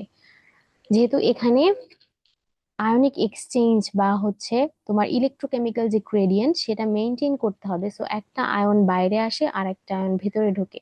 ভেতরে ঢোকে সোডিয়াম এবং পটাশিয়াম তার বিনিময়ে বের হয়ে যায়। এবং এই যে কাজটা হলো, এর ফলে স্নায়ু উদ্দীপনা একটা নিউরন থেকে আরেকটা নিউরনের মাধ্যমে চলে যায়। এই প্রক্রিয়াটা, পুরো প্রক্রিয়াটা সম্পন্ন হতে 0.5 মিলি সেকেন্ড সময় লাগে। তাহলে এখানে যদি আমরা ছোট করে তাকাই তাহলে আমরা বুঝতে পারবো যে স্নায়ু উদ্দীপনা কি হচ্ছে। স্নায়ু উদ্দীপনা আসার সাথে সাথে প্রি সিন্যাপটিক নিউরনে ক্যালসিয়াম আয়ন প্রবেশ করতেছে, যার কারণে সিন্যাপটিক ভেসিকল থেকে নিউরোট্রান্সমিটার বা অ্যাসিটাইল কোলাইন সে সিন্যাপটিক ক্লেফটে আসতেছে। সিন্যাপটিক ক্লেফট থেকে রিসেপ্টরে, এবং রিসেপ্টরে যে পোস্ট সিন্যাপটিক নিউরন সেখানে সোডিয়াম আয়ন প্রবেশ করতেছে, পটাশিয়াম আয়ন বের হয়ে যাচ্ছে। এভাবে করে স্নায়ু সংকেত পরিবহন হচ্ছে। এখন এই যে স্নায়ু সংকেত পরিবহন হলো, হয়ে আলটিমেটলি ব্রেইনে যাবে। ব্রেইন থেকে কোন একটা প্রতিক্রিয়া সে চেস্টীয় স্নায়ু দিয়ে আবার ফিরে আসবে। এখন এই যে সমগ্র যে স্নায়ুতন্ত্র, প্রথমে আমরা যেটা বলেছিলাম সেটা যদি আবার আবার একটু দেখি, একটা আমরা ভাগ করতে পারি কেন্দ্রীয় স্নায়ুতন্ত্র, আর একটা প্রান্তীয় স্নায়ুতন্ত্র। এই যে আমরা বললাম আমাদের যে হাতে পায়ে বা আমাদের ব্রেইন এবং আমাদের সুষুম্না কাণ্ড, মস্তিষ্ক সুষুম্না কাণ্ড বাদে যতগুলো পার্ট আছে স্নায়ুতন্ত্রে, তারা সবাই বেসিক্যালি প্রান্তীয় স্নায়ুতন্ত্রের পার্ট। তাহলে কেন্দ্রীয় স্নায়ুতন্ত্র, মস্তিষ্ক এবং সুষুম্না কাণ্ড বাকি যা আছে সবাই প্রান্তীয় স্নায়ুতন্ত্রের পার্ট। এর মধ্যে আছে ঐচ্ছিক, কিছু আছে স্বয়ংক্রিয়। ঐচ্ছিক স্নায়ুতন্ত্র, ঐচ্ছিক ঐচ্ছিক মানে ইচ্ছা মতো, মানে যারা যেমন আমরা ঐচ্ছিক পেশি হিসেবে বললে তোমরা হয়তো ভালো বুঝতে পারবে। ঐচ্ছিক পেশি দিয়ে আমরা যা খুশি তাই করতে পারি, আমরা নাড়াতে পারি, আমরা আমাদের ইচ্ছা মতো পরিচালনা করতে পারি। আর কিছু আছে স্বয়ংক্রিয়, যারা নিজেদের ছন্দে চলতে থাকে এবং তাদেরকে নিয়ন্ত্রণ করা যায় না। বিভিন্ন অঙ্গে, বেসিক্যালি আমাদের হার্টে অনৈচ্ছিক পেশি থাকে আমাদের।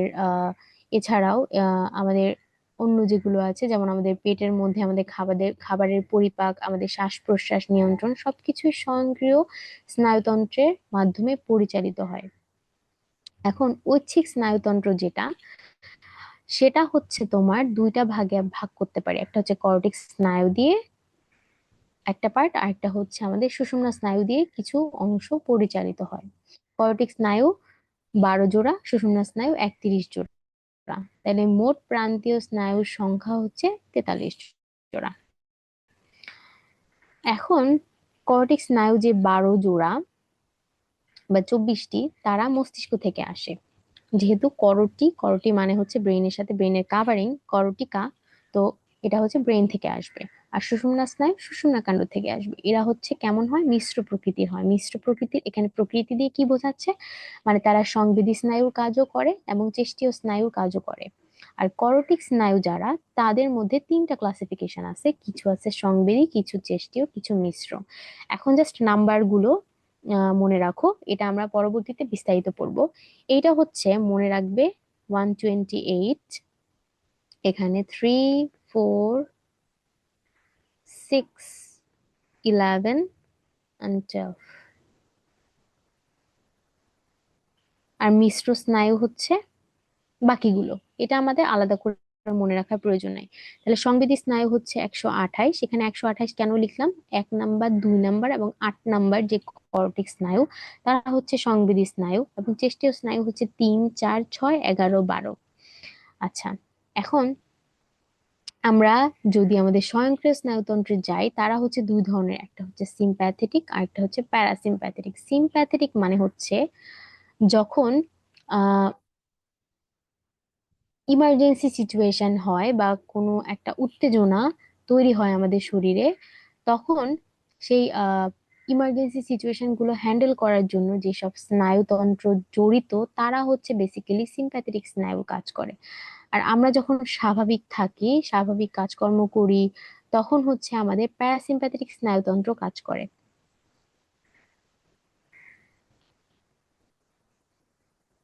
এখন ঐচ্ছিক বা স্নায়ুতন্ত্র যেটা আমরা এতক্ষণ আলোচনা করলাম, সেটাই হচ্ছে এখানে আবার ক্লাসিফিকেশন করে দেয়া আছে।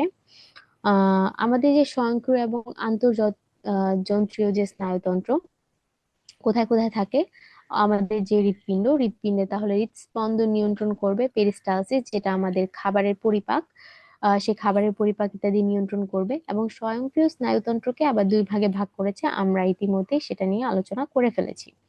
এখন আসি কেন্দ্রীয় স্নায়ুতন্ত্রের বিস্তারিত। কেন্দ্রীয় স্নায়ুতন্ত্র, কেন্দ্রীয় স্নায়ুতন্ত্রের কি কি পার্ট, একটা হচ্ছে মস্তিষ্ক আর একটা হচ্ছে সুষুম্না কাণ্ড। এখন প্রত্যেকটা জিনিসেরই একটা কাভারিং থাকে, একটা প্রোটেকশন থাকে। আমরা যখন নিউরন পড়েছি, তখন নিউরনের কাভারিং দেখেছি, যোজক টিস্যু। আমরা যখন ব্রেন পড়বো, তখন দেখবো ব্রেনেরও একটা কাভারিং আছে। তো ব্রেনের কাভারিংটা কি, ব্রেনের কাভারিংটা হচ্ছে মেনিনজাস। ব্রেন এবং সুষুম্না কাণ্ড, এই দুইটারই কাভারিং হচ্ছে মেনিনজাস। এখন মেনিনজাসের ছবিটাতে যদি আমি যাই, এইটা হচ্ছে, দেখো, আমাদের ব্রেনটা কাভার থাকে করোটি অস্থি বা মাথার যে খুলি, তার মধ্যে ব্রেনটা থাকে।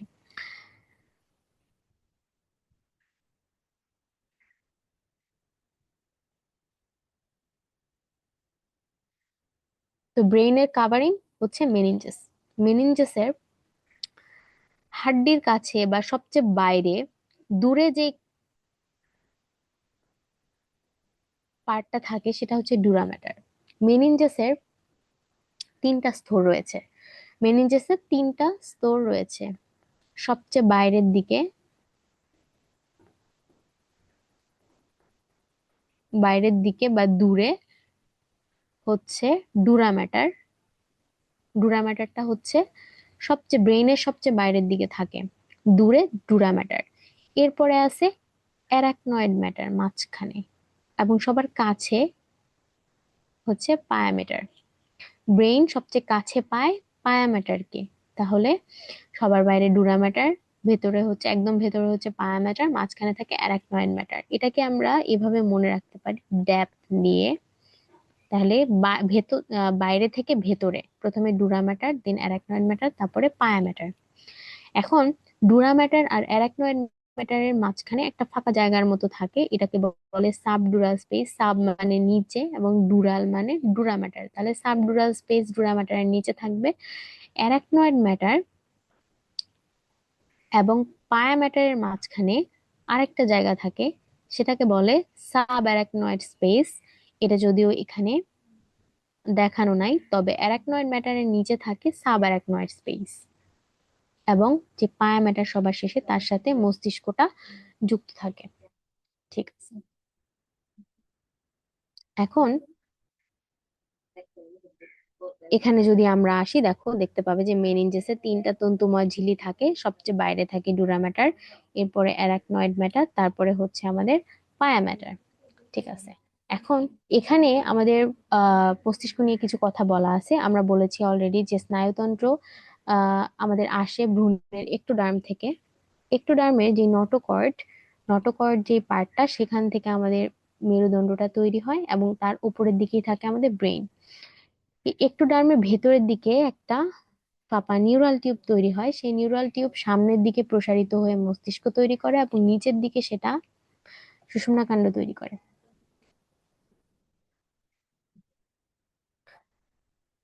এই ভ্রূণীয় অঞ্চলটা বা হচ্ছে নিউরাল টিউবে যে ফাঁপা উপরের দিকে যে অংশটা, সেই উপরের দিকের অংশটার আসলে তিনটা অঞ্চল থাকে, যেগুলা পূর্ণাঙ্গ প্রাণীতে তিনটা পার্ট তৈরি করে। একটা হচ্ছে অগ্র মস্তিষ্ক, মধ্য মস্তিষ্ক, আর একটা হচ্ছে পশ্চাৎ মস্তিষ্ক।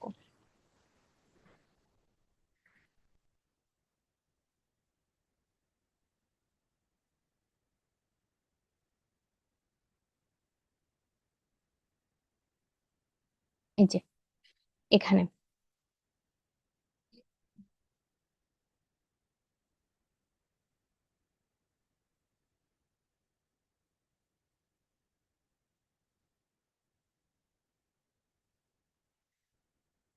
আমরা যদি এই ছবিটার দিকে তাকাই, তাহলে এটা হচ্ছে আমাদের ব্রেন।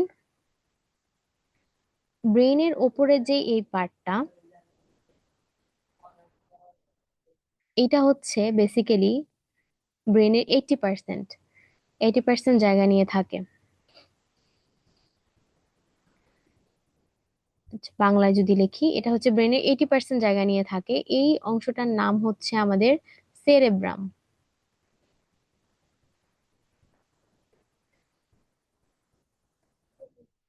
এই জায়গাটার নাম হচ্ছে সেরেব্রাম। ব্রেনের সেরেব্রামের ঠিক নিচে এই যে অংশটা দেখা যাচ্ছে, এটা হচ্ছে সেরেবেলাম। এবং সামনে যে দণ্ডের মতো একটা জায়গা দেখা যাচ্ছে, এটাকে বলে ব্রেইন স্টেম। ব্রেইন স্টেম কি কি দিয়ে থাকে? সেরেবেলামের যে সামনের জায়গাটা, এই জায়গাটাকে বলে পন্স। এবং নিচে যেই জায়গাটা লম্বা দণ্ডের মতো, এটাকে বলে মেডুলা, মেডুলা অবলঙ্গাটা।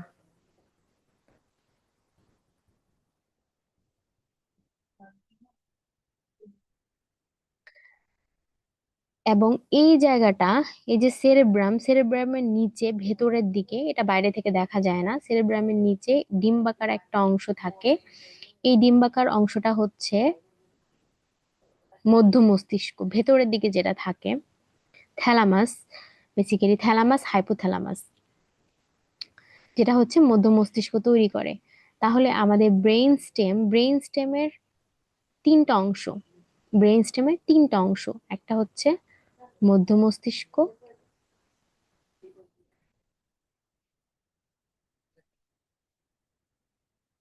দুই নম্বরে হচ্ছে পন্স, তিন নম্বরে হচ্ছে মেডুলা।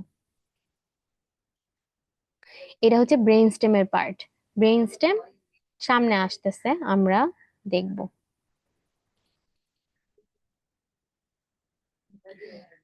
এই দেখো, আমাদের যে অগ্র মস্তিষ্ক, মধ্য মস্তিষ্ক এবং পশ্চাৎ মস্তিষ্ক নিয়ে আমরা কথা বলছিলাম। ফোর ব্রেইন হচ্ছে অগ্র মস্তিষ্ক, ফোর ব্রেইন হচ্ছে অগ্র মস্তিষ্ক।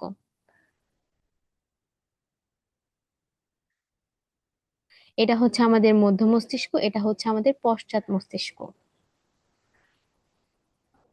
অগ্র মস্তিষ্কের আরো নাম আছে, আরেকটা নাম আছে, সেটা হচ্ছে প্রোসেনসেফালন। প্রো মানে আগে, অগ্র মানে হচ্ছে আগে, তাহলে অগ্র মস্তিষ্কের আরেকটা নাম হচ্ছে প্রোসেনসেফালন।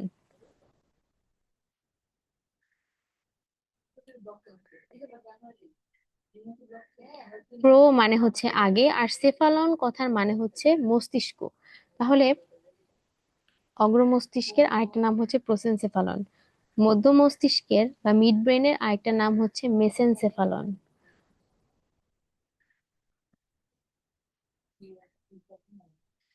আর হাইন্ড ব্রেইন বা পশ্চাৎ মস্তিষ্কের আরেকটা নাম হচ্ছে রম্বেনসেফালন।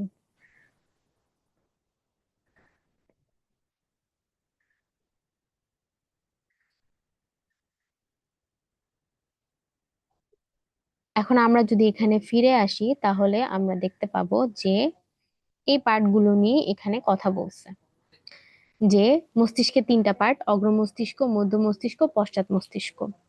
এখন অগ্র মস্তিষ্কের তিনটা অংশ কি কি? Cerebrum, thalamus, hypothalamus. মধ্য মস্তিষ্কের চারটা part: tectum, cerebral aqueduct, corpora quadrigemina, cerebral পেডাঙ্কল।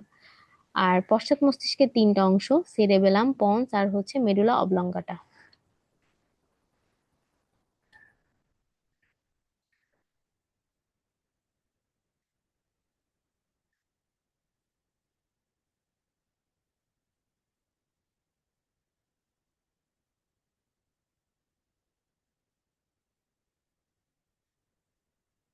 এই যেখানে অল্টারনেটিভ নামগুলো দেয়া আছে, অগ্র মস্তিষ্কের আরেকটা নাম হচ্ছে প্রোসেনসেফালন, মধ্য মস্তিষ্কের আরেকটা নাম হচ্ছে মেসেনসেফালন, আর পশ্চাৎ মস্তিষ্কের আরেকটা নাম হচ্ছে রম্বেনসেফালন। অগ্র মস্তিষ্কের তিনটা অংশ: সেরেব্রাম, থ্যালামাস আর একটা হচ্ছে হাইপোথ্যালামাস। এর মধ্যে সেরেব্রামটা বাইরে থেকে দেখা যায়, এরকম আমরা যদি ব্রেনকে পাশ থেকে দেখি তাহলে আহ এই যে অংশটা দেখা যাচ্ছে পুরাটাই হচ্ছে সেরেব্রাম। সেরেব্রামে কিছু লোব থাকে, এখানে ওই অংশগুলো আসলে ডিফারেন্ট কালারের কন্ট্রাস্ট দিয়ে এখানে বোঝানো হয়েছে। সেরেব্রামের নিচে থাকে সেরেবেলাম। সেরেবেলাম হচ্ছে পশ্চাৎ মস্তিষ্কের পার্ট। মেডুলা অবলঙ্গাটা অ্যাজ ওয়েল পশ্চাৎ মস্তিষ্কের পার্ট। আচ্ছা, এখন সেরেব্রাম, এই ছবিটার দিকে যদি আমরা দেখি, দেখো যদি ব্রেইনকে লম্বচ্ছেদ মাঝামাঝি জায়গায় যদি কেটে ফেলা হয় তাহলে এরকম একটা ছবি পাওয়া যাবে। সবার বাইরের এই জায়গাটা হচ্ছে সেরেব্রাম। সেরেব্রাম এটা হচ্ছে ব্রেনের, ব্রেনকে যদি মাঝামাঝি কাটা হয় তাহলে নিশ্চয়ই আরেকটা পাশ যে রয়েছে ওই পাশেও সেরেব্রাম রয়েছে, তাহলে দুই পাশে দুইটা সেরেব্রাম। সেই সেরেব্রাম দুইটা যুক্ত থাকে কি দিয়ে? কর্পাস ক্যালোসাম নামে একটা যোজক টিস্যু দিয়ে। তাহলে সেরেব্রাম যুক্ত থাকতেছে কর্পাস ক্যালোসাম দিয়ে। এটা অনেক ইম্পর্টেন্ট একটা ইনফরমেশন, আমাদেরকে মনে রাখতে হবে। এরপরে সেরেব্রামের ঠিক নিচে ডিম্বাকার একটা অংশ, এটা দেখো থ্যালামাস। থ্যালামাসের ঠিক নিচে আছে হাইপোথ্যালামাস, এবং হাইপোথ্যালামাসের সাথে যুক্ত স্টকের মতো একটা ছোট্ট একটা জিনিস দেখা যাচ্ছে, এটা হচ্ছে একটা গ্রন্থি, সেটা হচ্ছে পিটুইটারি গ্রন্থি, যাকে গ্রন্থির রাজা বলা হয়। আচ্ছা, এরপরে এখানে পাতার মতো একটা অংশ দেখা যাচ্ছে, এটা হচ্ছে সেরেবেলাম। সেরেবেলামের ঠিক সামনে থাকে পন্স, এবং নিচে হচ্ছে দণ্ডের মতো মেরুলা অবলঙ্গাটা, এবং এই তিনটা অংশ পশ্চাৎ মস্তিষ্ক তৈরি করতেছে। আর কর্পোরা কোয়াড্রিজেমিনা এর মাঝামাঝি জায়গাটা, ফাঁকা জায়গাটা এখানে দেখা যাচ্ছে, এই কর্পোরা কোয়াড্রিজেমিনা হচ্ছে মধ্য মস্তিষ্কের একটা পার্ট। তাহলে সেরেব্রাম, থ্যালামাস, হাইপোথ্যালামাস তিনজন মিলে অগ্র মস্তিষ্ক তৈরি করতেছে। অগ্র মস্তিষ্কের অংশ কিন্তু কর্পাস ক্যালোসাম না, কর্পাস ক্যালোসাম হচ্ছে দুইটা সেরেব্রাল হেমিস্ফিয়ারকে সংযুক্ত করে যে যোজক টিস্যু, সেটা। এখন সেরেব্রাল হেমিস্ফিয়ার বলেই যখন ফেলেছি, সেরেব্রাম পুরো ব্রেইনের উপরে যেটা থাকে সেটা হচ্ছে সেরেব্রাম, এবং সেরেব্রাম দুইটা ভাগে বিভক্ত। সেই এক একটা ভাগকে বলা হয় সেরেব্রাল হেমিস্ফিয়ার।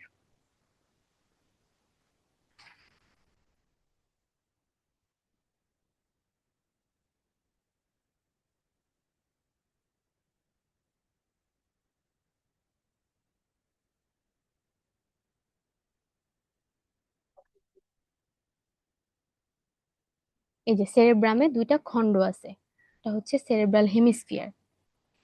সেরেব্রাম হচ্ছে মস্তিষ্কের সবচেয়ে বড় অংশ। মস্তিষ্কের ওজনের 80% হচ্ছে সেরেব্রাম, এবং সেরেব্রাল হেমিস্ফিয়ার যুক্ত থাকে কর্পাস ক্যালোসাম দিয়ে। এবং এখানে একটা কথা বলা আছে, দেখো, যে ডান সেরেব্রাল হেমিস্ফিয়ার দেহের বাম পাশ এবং বাম সেরেব্রাল হেমিস্ফিয়ার দেহের ডান পাশ নিয়ন্ত্রণ করে। আচ্ছা, 1 মিনিট।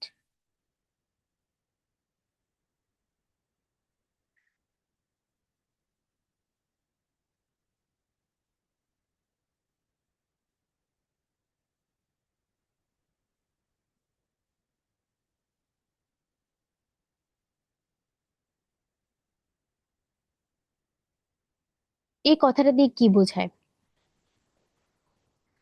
আমাদের মস্তিষ্কের সেরেব্রামের যে ডান পাশের অংশটা সেটা আমাদের দেহের বাম পাশটা নিয়ন্ত্রণ করতেছে, এবং বাম দিকের যে অংশটা সেটা হচ্ছে দেহের ডান পাশকে নিয়ন্ত্রণ করতেছে, আর ডান দিকের অংশটা বাম পাশকে নিয়ন্ত্রণ করতেছে।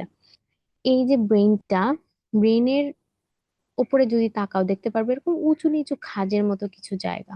এগুলো আসলে কি? এই যে উঁচু নিচু খাঁজের মতো জায়গা, যে নিচু জায়গাটা বা খাঁজ, এই খাঁজটা এটাকে বলতেছে সালকাস।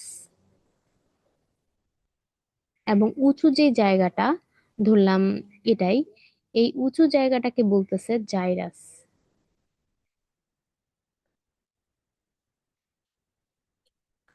এটা জাস্ট জানার জন্য যে ব্রেনের মধ্যে যে খাঁজ থাকে, এই গভীর জায়গাটাকে বলা হয় সালকাস, এবং উঁচু জায়গাটা সেরেব্রামের ওপরে যেটা আমরা দেখতে পাচ্ছি এটা হচ্ছে জাইরাস। ব্রেনের বাইরের দিকে থাকে কর্টেক্স, ভেতরের দিকে থাকে মেডুলা। সেরেব্রামের প্রাচীর দুইটা স্তর নিয়ে গঠিত। একটা হচ্ছে বহিঃস্তর যেটা হচ্ছে কর্টেক্স, আর ভেতরেরটা হচ্ছে মেডুলা। তাহলে সেরেব্রামের প্রাচীরে দুইটা স্তর থাকে, বাইরেরটা হচ্ছে কর্টেক্স, সেরেব্রাল কর্টেক্স, আর ভেতরে থাকে সেরেব্রাল মেডুলা। এখন সেরেব্রাল কর্টেক্সে কি থাকে? সেরেব্রাল কর্টেক্সে থাকে গ্রে ম্যাটার। গ্রে ম্যাটার মানে হচ্ছে ধূসর বর্ণের একটা পদার্থ, যেটা হচ্ছে গ্রে ম্যাটার, এবং এটা হচ্ছে 3 সেন্টিমিটার পুরো একটা জায়গা নিয়ে থাকে। এবং ভেতরে হচ্ছে হোয়াইট ম্যাটার থাকে। হোয়াইট ম্যাটার থাকে সেরেব্রাল মেডুলায়। এটা ব্রেনের ক্ষেত্রে, কিন্তু আমাদের সুষুম্না কাণ্ডের ক্ষেত্রে আবার জিনিসটা উল্টা। সুষুম্না কাণ্ডের ক্ষেত্রে বাইরের দিকে থাকে হোয়াইট ম্যাটার, ভেতরে থাকে গ্রে ম্যাটার। এখানে বলা আছে দেখো, সুষুম্না কাণ্ডের ক্ষেত্রে হোয়াইট ম্যাটার থাকে বাইরের দিকে, আর গ্রে ম্যাটার থাকে ভেতরের দিকে।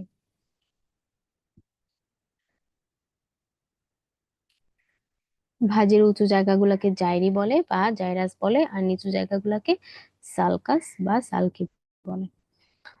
এখন সেরেব্রামে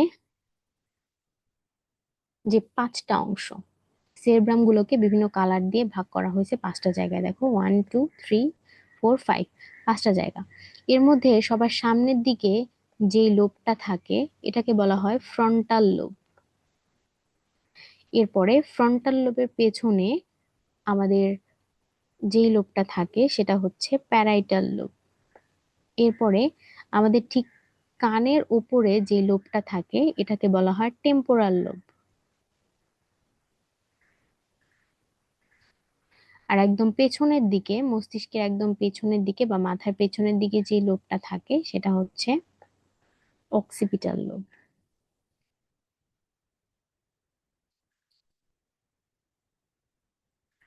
আরেকটা হচ্ছে লিম্বিক লোব, যেটা ওই ছবিতে দেখা যায়নি।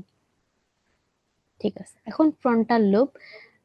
এটা হচ্ছে আমাদের একদম সামনের দিকে থাকে, এবং ফ্রন্টাল লোব আমাদের কিছু জিনিস নিয়ন্ত্রণ করে, যেমন আমাদের মানসিক বোধ, স্মৃতি, বুদ্ধি, চিন্তা, শিক্ষা, সৃজনশীলতা, এসব জিনিসের সমন্বয় করে, এবং এটা হচ্ছে বাক কেন্দ্র হিসেবে কাজ করে। প্যারিটাল লোব কি কাজ করে? সাধারণ যে অনুভূতি এগুলার কেন্দ্র হিসেবে কাজ করে, এবং স্বাদ কেন্দ্র হিসেবে কাজ করে।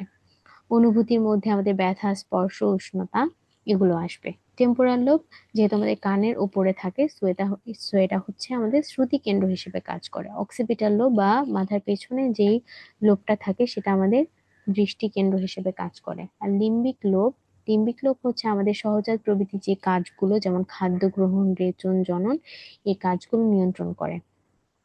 আচ্ছা, এখন আমরা যে গ্রে ম্যাটার এবং হোয়াইট ম্যাটার নিয়ে কথা বলছিলাম, যে মস্তিষ্কের বাইরে বা কর্টেক্সে থাকে গ্রে ম্যাটার, সেই গ্রে ম্যাটারে আসলে কি কি থাকে এবং এটা ধূসর বর্ণের কেন হয়? গ্রে ম্যাটার ধূসর বর্ণের হয়, এখানে থাকে স্নায়ুকোষ, নিউরোগ্লিয়া এবং সিনাপস। স্নায়ুকোষ মানে নিউরন থাকবে, নিউরনের সাথে নিউরোগ্লিয়া থাকবে, এবং সিনাপস থাকবে।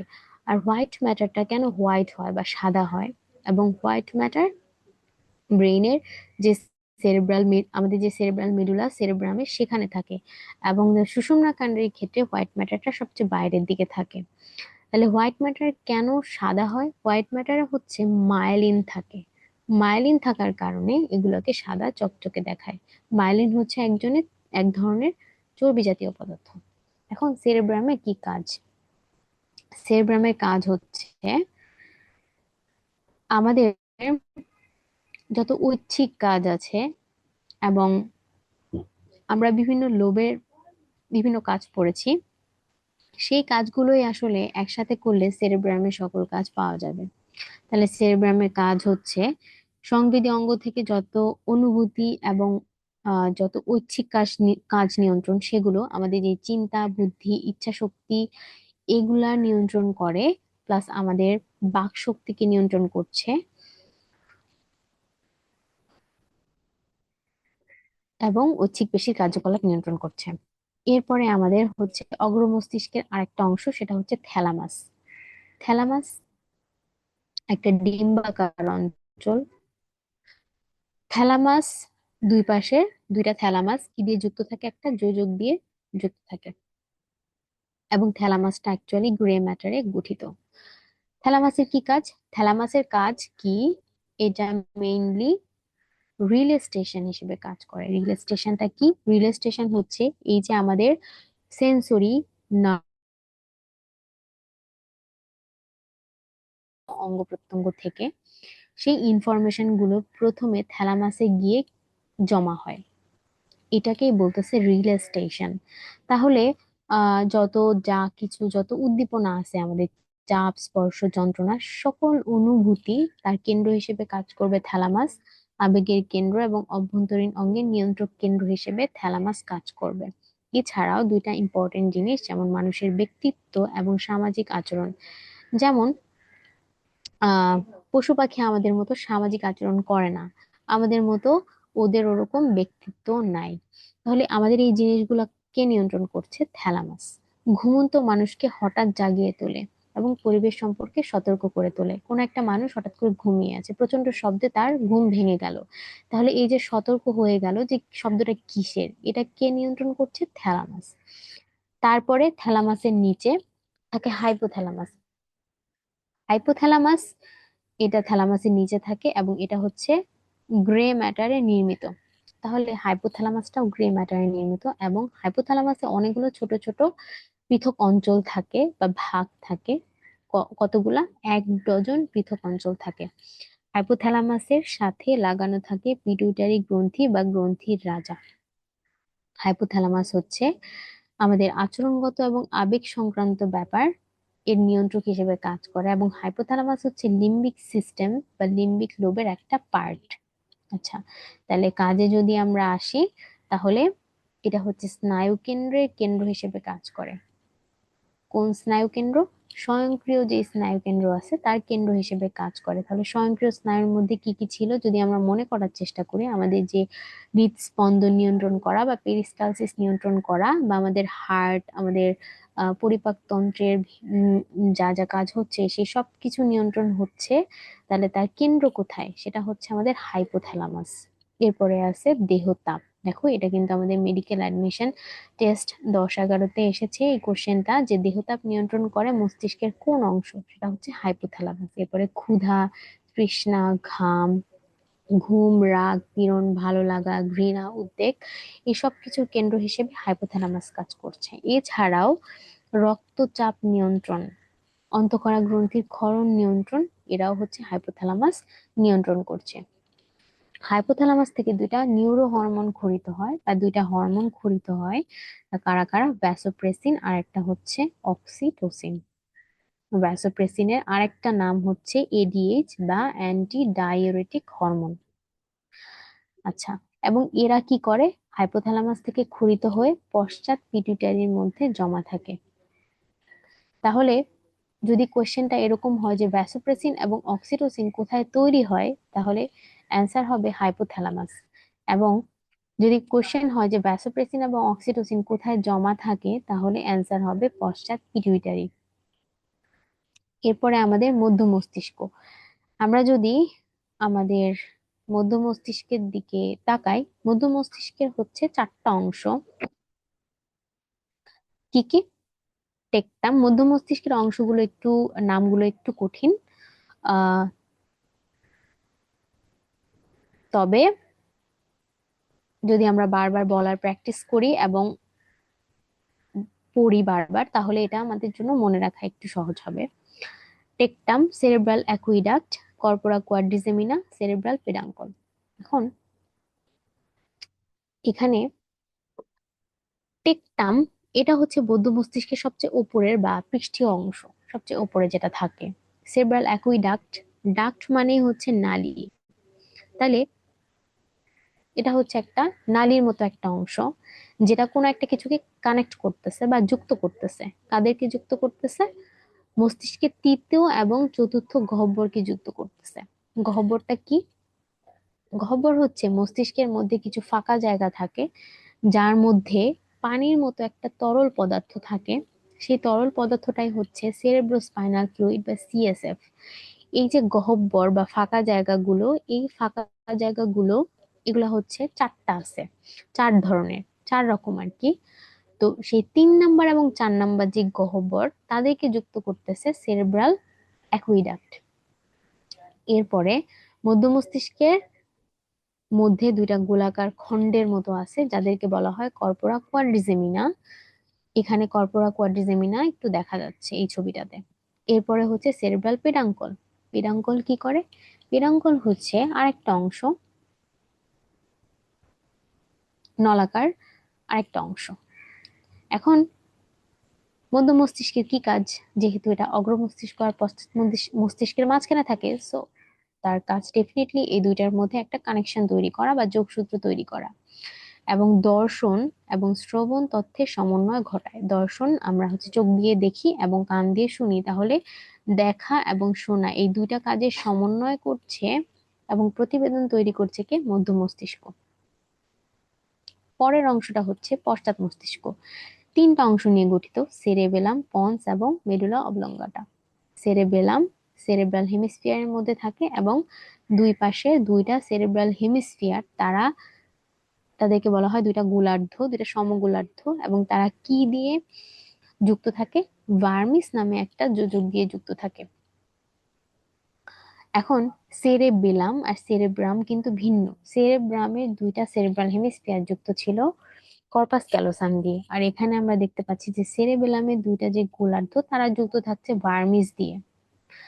দেখো, আমরা বলেছি যে সেরেব্রামের বাইরের দিকে বা ব্রেইনের বাইরের দিকে থাকে গ্রে ম্যাটার, ভেতরের দিকে থাকে হোয়াইট ম্যাটার। সেরেবেলামে এসে বাইরের অংশটা গ্রে ম্যাটার, ভেতরের দিকে হয়ে গিয়েছে হোয়াইট ম্যাটার। এবং সেরেবেলামের গড় ওজন কত, এটা একটা ইম্পর্টেন্ট ইনফরমেশন। এটা মনে রাখতে হবে। কিছু কিছু ওজন, কিছু কিছু ব্যাস, দৈর্ঘ্য, এগুলো আমাদের মনে রাখতে হয়, তার মধ্যে এটা একটা। সেরেবেলামের গড় ওজন প্রায় 150 গ্রাম। সেরেবেলামের কি কাজ? ঐচ্ছিক চলাফেরা নিয়ন্ত্রণ করে, ঐচ্ছিক পেশির পেশিটান নিয়ন্ত্রণ করে। এখানে সবচেয়ে বেশি ইম্পর্টেন্ট যেটা, যে দেহের ভারসাম্য নিয়ন্ত্রণ করে মস্তিষ্কের কোন অংশ বা পশ্চাৎ মস্তিষ্কের কোন অংশ, এটা হবে সেরেবেলাম। এবং চলাফেরার যে দিক, সেটা নিয়ন্ত্রণ করছে। আচ্ছা, এখন যে জিনিসটার মধ্যে কনফিউশন লাগে, যে সেরেব্রাম এবং সেরেবেলাম দুইটা মধ্যে পার্থক্য, বা দুইটা তো এক না। আমরা অলরেডি পড়ে ফেলেছি যে সেরেব্রাম হচ্ছে আমাদের একদম প্রোসেনসেফালন বা অগ্র মস্তিষ্কের একটা পার্ট। সেরেবেলাম হচ্ছে পশ্চাৎ বা সবার শেষের একটা পার্ট মস্তিষ্কে। এবং সেরেব্রাম হচ্ছে প্রায় 80% জায়গা দখল করে রাখে আমাদের ব্রেইনের, আর সেরেবেলাম হচ্ছে ছোট, এবং এটা হচ্ছে মস্তিষ্কের দ্বিতীয় বৃহত্তম অংশ। এবং সেরেব্রাম হচ্ছে করোটির বেশিরভাগ জায়গা জুড়ে থাকে, সেরেবেলাম একদম সেরেব্রামের নিচে থাকে। সেরেব্রামের দুইটা যেই গোলার্ধ, তারা যুক্ত থাকে কর্পাস ক্যালোসাম দিয়ে, আর সেরেবেলামের দুইটা গোলার্ধ যুক্ত থাকে ভার্মিস দিয়ে। সেরেব্রামের 5টা লোব আছে, সেরেবেলামের কিন্তু এরকম কোনো খন্ড বা লোব নাই। সেরেব্রামের ক্ষেত্রে আমরা দেখেছি যে বাম পাশের সেরেব্রাম দেহের ডান পাশের কাজ নিয়ন্ত্রণ করে, মানে উল্টা কাজটা করে। কিন্তু সেরেবেলামের ক্ষেত্রে যেই দিকের গোলার্ধ বা যেই দিকে সেরেবেলাম, সেটাই হচ্ছে দেহের ওই দিকের কাজ করে সেম। এবং সেরেবেলামের কাজ হচ্ছে আমাদের এই টার্মগুলো একটু মনে রাখতে হবে। সেটা হচ্ছে বুদ্ধি, চিন্তা, স্মৃতি, ভয়। তোমরা দেখতে পাবে প্রায় একই রকম জিনিস, এবং আমাদের যে ব্যথা, শ্রবণ, দর্শন ইত্যাদি বোধসমূহকে নিয়ন্ত্রণ করছে। আর সেরেবেলামের ক্ষেত্রে একই কথা, আমাদের দেহ ভঙ্গি বা চলাফেরার যে দিক, আর হচ্ছে ভারসাম্য। ভারসাম্য কথাটা মনে রাখলে আমাদের সেরেবেলামের মেইন কাজটা আসলে মনে রাখা হয়ে যায়। এবার আসি আমাদের পশ্চাৎ মস্তিষ্কে, পরবর্তী পার্টটা হচ্ছে পন্স। পন্সটা আমাদের কোথায় থাকে? সেরেবেলামের ঠিক পাশেই পন্স থাকে, এবং পন্সের শেষে থাকে মেডুলা অবলঙ্গাটা। এখন পন্স,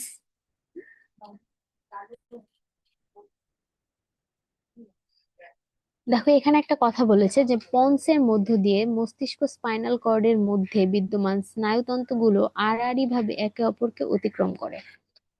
আহ এটা আহ জিনিসটা হচ্ছে যে পন্সের মধ্যে যে স্নায়ু, মস্তিষ্কে যে স্নায়ুতন্তু আছে তারা ক্রস করে, এক পাশ থেকে অন্য পাশে চলে যায়। সেটা আসলে পন্সের মধ্যে হয়। এটুকু মনে রাখলেই তোমাদের জন্য যথেষ্ট। আচ্ছা, এই আড়াআড়ি যে অতিক্রম করলো স্নায়ুতন্তুগুলো, এই জন্যই বেসিক্যালি দেখো ব্রেইনের এখান থেকে যে স্নায়ু তন্তুগুলো তৈরি হয়েছে, এবং এখান থেকে, এটা ধরি আমরা ডান পাশ থেকে, এটা বাম পাশ থেকে, তাহলে ডান পাশের যে স্নায়ুতন্তুগুলো তারা এরকম, এবং বাম পাশ থেকে স্নায়ু তারা যদি এরকম ক্রস করে, মানে তারা এরকম আড়াআড়ি ভাবে যদি জায়গা চেঞ্জ করে ফেলে পন্সে এসে, তাহলে কি হবে? দেখো ডান পাশের যে স্নায়ুতন্তুগুলো তারা দেহের বাম পাশে চলে যাচ্ছে, এবং বাম পাশের গুলো ডান পাশে চলে আসতেছে। এই জন্যই বেসিক্যালি বলে যে ব্রেইনের বা সেরেব্রাল হেমিস্ফিয়ারের ডান দিকের যেই নিয়ন্ত্রণ, সেটা আসলে বডির বাম পাশটাকে নিয়ন্ত্রণ করে, এবং সেরেব্রাল হেমিস্ফিয়ারের যে বাম পাশের স্নায়ুগুলো বা বাম পাশটা, মস্তিষ্কের বাম পাশটা আমাদের ডান পাশটা নিয়ন্ত্রণ করে। বেসিক্যালি ঘটনাটা এটাই হয় এখানে। এখন পন্সের কি কি কাজ আছে? এটা হচ্ছে প্রতিবর্ত কেন্দ্র হিসেবে কাজ করে, শ্বসন কাজ নিয়ন্ত্রণ করে, এবং এটা কি করে? স্পাইনাল কর্ড মস্তিষ্কের মধ্যে একটা সঞ্চালন পথ হিসেবে কাজ করতেছে, এবং এটা হচ্ছে সংবাদ প্রেরণের প্রেরণ কেন্দ্র হিসেবে কাজ করে। এখানে আমরা আমাদের কি ওয়ার্ড গুলো মনে রাখার চেষ্টা করব, তাহলে আমাদের জন্য এনাফ। তাহলে প্রতিবর্ত কেন্দ্র, শ্বসন, সঞ্চালন পথ এবং প্রেরণ কেন্দ্র। Last but not the least, medulla oblongata. Medulla oblongata হচ্ছে কি কি কাজ? এখানে আমাদের যেটা জানতে হবে, বেসিক্যালি কাজগুলো অনেক বেশি মনোযোগ সহকারে ইম্পর্টেন্স দিয়ে পড়তে হবে। আমাদের যে হৃদস্পন্দন, শ্বসন, গলাৎকরণ, কাশি, রক্তবাহিকার সংকোচন, লালাক্ষরণ ইত্যাদি স্বয়ংক্রিয় নিয়ন্ত্রণ কেন্দ্র হিসেবে কাজ করে। বমন, দেন আমাদের মলমূত্র ত্যাগ, রক্তচাপ, পৌষ্টিক নালীর পেরিস্টালসিস ইত্যাদি নিয়ন্ত্রণ করে। এবং মেরুলা অবলঙ্গটা থেকে কিছু কিছু কর্টেক্স স্নায়ু তৈরি হয়, সেটা জানতে হয় আমাদেরকে। কি কি? দেখো, 9, 10, 11, 12, মানে 9 থেকে 12 নাম্বার যেই 12, এই যে জোড়াটা আছে কর্টেক্স স্নায়ু, তারা হচ্ছে আমাদের মেরুলা অবলঙ্গটা থেকে তৈরি হয়। তাইলে অন্যগুলা কোথা থেকে আসে? আমরা যদি এটা একটু দেখি, এটা একটু বলে যাই আমি এখানে। আমাদের যে উম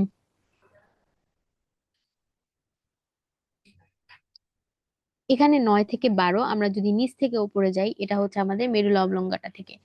তাহলে 5 থেকে 8, 5 থেকে 8, 5 থেকে 8 কর্টেক্স স্নায়ু আসে আমাদের পন্স থেকে। আমাদের যে মধ্য মস্তিষ্ক, সেখান থেকে আসে 3, 4। ঠিক আছে, মধ্য মস্তিষ্ক থেকে 3, 4। বেসিক্যালি তোমাদের জানতে হয় যে মেরুলা অবলঙ্গটা থেকে 9 থেকে 12 এই কর্টেক্স স্নায়ু জোড়গুলা আসে, এবং 5 থেকে 8 আসে পন্স থেকে। ঠিক আছে, এখন এই যে ব্রেন স্টেমের 3টা পার্ট, একটা হচ্ছে মধ্য মস্তিষ্ক, পন্স আর মেডুলা অবলঙ্গাটা, এই তিনটাকে আমরা একত্রে বলতেছি ব্রেন স্টেম। দেখো এখানে খেয়াল করলে এখানে কিন্তু আমাদের সেরেবেলামটা নাই। তো ভুল করে ধরো কোশ্চেন চলে আসতে পারে যে নিচের কোনটি ব্রেন স্টেমের অংশ নয়, একটা অপশন ধরে রাখতে পারো যে থাকবে সেরেবেলাম, সেটা অ্যান্সার হবে না। এবার কি বলেছে যে মস্তিষ্কে ভেন্ট্রিকল বা গহ্বর, মস্তিষ্কের মধ্যে যে ফাঁকা জায়গাগুলো থাকে আমরা বলেছি সেই ফাঁকা জায়গাগুলায় তরল থাকে, একটা পানির মতো তরল অংশ দেখা যায়, সেই তরল অংশটাই হচ্ছে সেরেব্রোস্পাইনাল ফ্লুইড। সেটা কোথায় থাকে? এই গহ্বরের মধ্যেটাই থাকে আর কি, এগুলাকে বলে ভেন্ট্রিকল। ভেন্ট্রিকল হচ্ছে চারটা দেখা যায় ব্রেনে, দুইটা থাকে পার্শ্বীয় ভেন্ট্রিকল এবং তৃতীয় চতুর্থ ভেন্ট্রিকল নামে আরো দুইটা ভেন্ট্রিকল থাকে। পার্শ্বীয় ভেন্ট্রিকল কোথায় থাকে? পার্শ্বীয় ভেন্ট্রিকল থাকে যে দুইটা সেরেব্রাল হেমিস্ফিয়ার তার মাঝখানে। এই যে পার্শ্বীয় ভেন্ট্রিকল, এটা হচ্ছে আমাদের সেরেব্রাম, সেরেব্রাল হেমিস্ফিয়ার, এবং সেরেব্রাল হেমিস্ফিয়ার এই পাশে যেটা থাকে তার মাঝখানে এই জায়গাটায় থাকতেছে পার্শ্বীয় ভেন্ট্রিকল। তারা হচ্ছে 1 এবং 2 নাম্বার ভেন্ট্রিকল, দুই পাশে দুইটা সেরেব্রাল হেমিস্ফিয়ার থেকে দুইটা পার্শ্বীয় ভেন্ট্রিকল। এইটা হচ্ছে তৃতীয় ভেন্ট্রিকল এবং এটা হচ্ছে চতুর্থ ভেন্ট্রিকল। সিরিয়ালি যদি আমরা যাই তাইলে আমাদের 3 এবং 4 নাম্বার ভেন্ট্রিকলকে যুক্ত করে আমরা বলেছি সেরেব্রাল অ্যাকুইডাক্ট বা অ্যাকুইডাক্ট অফ সিলভিয়াস। এটা হচ্ছে আমাদের 3 এবং 4 নাম্বার যে ভেন্ট্রিকল তাদেরকে যুক্ত করে। আচ্ছা, এখন 3 নাম্বার যে ভেন্ট্রিকল, এটা হচ্ছে থ্যালামাসের মাঝখানে থাকে। 3 নাম্বার যে ভেন্ট্রিকল, এটা কোথায় থাকে? থ্যালামাসের মাঝখানে। এখানে একটা ছিদ্র থাকে, খেয়াল করলে দেখবা ছিদ্রটার নাম হচ্ছে ফোরামেন অফ মনরো। ফোরামেন মানে হচ্ছে ছিদ্র। তাহলে 3 নাম্বার ভেন্ট্রিকল এইটা হচ্ছে কিভাবে যুক্ত থাকে উপরেরটার সাথে? যেহেতু আমরা জানি ভেন্ট্রিকল গুলাতে তরল থাকবে, সো নিশ্চয়ই এই তরল নিজেদের মধ্যে একটা কানেকশন রক্ষা করে। সব ভেন্ট্রিকল গুলাতে তারা ঘোরাফেরা করে, দ্যাট মিন্স প্রত্যেকটা ভেন্ট্রিকলের সাথে প্রত্যেকটার একটা যোগাযোগ আছে। তাহলে পার্শ্বীয় ভেন্ট্রিকল গুলা তৃতীয় ভেন্ট্রিকলের সাথে যুক্ত থাকবে, 3 আবার 4 নাম্বার যুক্ত থাকবে। তাহলে পার্শ্বীয় ভেন্ট্রিকল কিভাবে তৃতীয় ভেন্ট্রিকলের সাথে যুক্ত থাকে? সেটাই হচ্ছে ফোরামেন অফ মনরো দিয়ে, এই ছিদ্রটা দিয়ে বা ইন্টারভেন্ট্রিকুলার ছিদ্র এটা দিয়ে। আর 3 এবং 4 নাম্বার তো আমরা অলরেডি বলেছি যে সেরেব্রাল একুইডাক্টের মাধ্যমে যুক্ত থাকে। আচ্ছা, এখন এই যে তরলটা, তরলটা হচ্ছে সেরেব্রোস্পাইনাল ফ্লুইড। সেরেব্রোস্পাইনাল ফ্লুইড তাহলে ভেন্ট্রিকলের মধ্যে থাকে, আরো কোথায় থাকে? সাব আরাকনয়েড স্পেসের মধ্যে থাকে। আমরা যে বলেছি আমাদের মেনিনজেসের বিভিন্ন লেয়ার ছিল, এটা হচ্ছে আমাদের ডুরা ম্যাটার, ডি দিয়ে মনে রেখেছি, আমরা ড্যাব দিয়ে মনে রাখছিলাম, অ্যারাকনয়েড ম্যাটার আর হচ্ছে পায়া ম্যাটার। এই যে অ্যারাকনয়েড ম্যাটারের নিচে একটা জায়গা ছিল, এটা হচ্ছে sub arachnoid space. Arachnoid sub মানে নিচে, তাহলে অ্যারাকনয়েড ম্যাটারের নিচে থাকবে সাব অ্যারাকনয়েড স্পেস। তাহলে আমাদের যে সাব অ্যারাকনয়েড স্পেস এই জায়গাটার মধ্যে থাকতেছে আমাদের সেরেব্রোস্পাইনাল ফ্লুইড বা সিএসএফ। আরো কোথায় থাকে? ভেন্ট্রিকলের মধ্যেও থাকতেছে।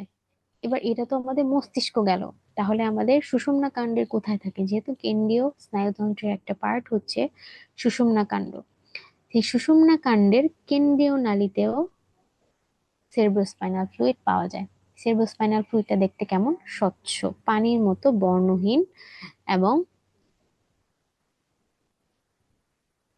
এটা হচ্ছে একটা টিস্যু রস আর কি, মেরুরস বা টিস্যু রস। আচ্ছা, সেরেব্রো স্পাইনাল ফ্লুইড কোত্থেকে তৈরি হয়? ভেন্ট্রিকলের মধ্যে কোরয়েড জালিকা থাকে, সেই কোরয়েড জালিকা থেকে তৈরি হয়। এবং কিছু পরিমাণে সিএসএফ আমরা আমাদের যে নিউরোগ্লিয়া, এপিন্ডাইমাল কোষ সেখান থেকেও আসে।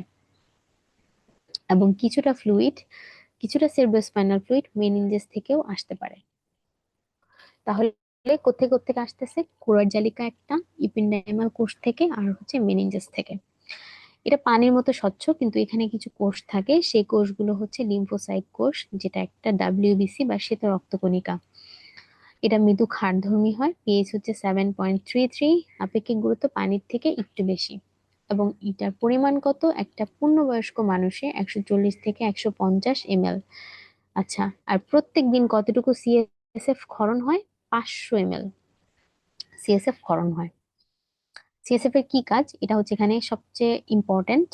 সিএসএফ হচ্ছে আমাদের কেন্দ্রীয় স্নায়ুতন্ত্রের ভেতরে এবং বাইরে, যেহেতু আমাদের ব্রেইনটা কিন্তু অনেকটা ভারী, তো সেই ব্রেনটা আমাদের মাথার উপরে যে ভেসে থাকে সেটা কেন? আমরা জানি পানির মধ্যে কোনো একটা কিছু নিয়ে গেলে সেটার ওজন অনেকটা কমে যায়। ঠিক সেম সেরেব্রোস্পাইনাল ফ্লুইডের মধ্যে ব্রেনটা যখন ভেসে থাকে তখন ব্রেনের বাইরে এবং ভেতরে যে যান্ত্রিক চাপ সেটার একটা সমতা বজায় হয়। সেরেব্রোস্পাইনাল ফ্লুইড সেই কাজটা করে। কেন্দ্রীয় স্নায়ুতন্ত্রে বিভিন্ন বিপাকজাত পদার্থ তৈরি হয়, আহ সেগুলাকে অপসারণ করে। আমাদের ব্রেনের মধ্যে অক্সিজেন নিয়ে যাওয়া এবং পুষ্টিদ্রব্য নিয়ে যাওয়া সেই কাজটা করে। এবং যেটা বললাম যে মস্তিষ্ককে ভাসিয়ে রাখে। মস্তিষ্কের ওজন প্রায় 1500 গ্রাম। তাহলে এত ভারী একটা জিনিস আমরা মাথায় বহন করে নিয়ে কিভাবে চলতেছি, সেটাকে ওজনটা হ্রাস করে প্রায় 50 গ্রামে নিয়ে আসে। তাহলে সেরেব্রোস্পাইনাল ফ্লুইড যদি না থাকতো আমাদের ব্রেন কিন্তু যতটা হালকা মনে হয় এতটা হালকা মনে হতো না। আর কি করে, এখানে যে লিম্ফোসাইটটা থাকে, লিম্ফোসাইট কোষ, তারা শ্বেত রক্তকণিকা। তাহলে শ্বেত রক্তকণিকার কাজই হচ্ছে জীবাণুর আক্রমণ থেকে আমাদের শরীরকে রক্ষা করা। তাহলে ব্রেনেও তারা কি করছে, যে আমাদের কেন্দ্রীয় স্নায়ুতন্ত্র তাকে জীবাণুর হাত থেকে রক্ষা করতেছে।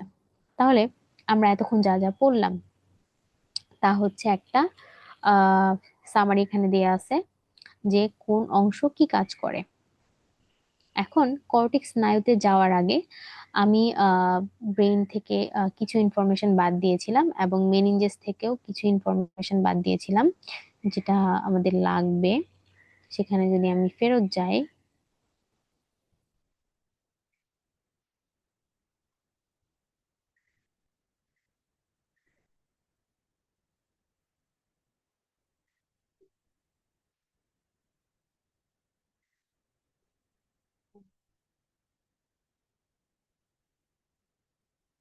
আচ্ছা, এখানে আমাদের যে ব্রেন নিয়ে বলেছে যে প্রাণী জগতের মধ্যে মানব মস্তিষ্কই হচ্ছে সবচেয়ে জটিল।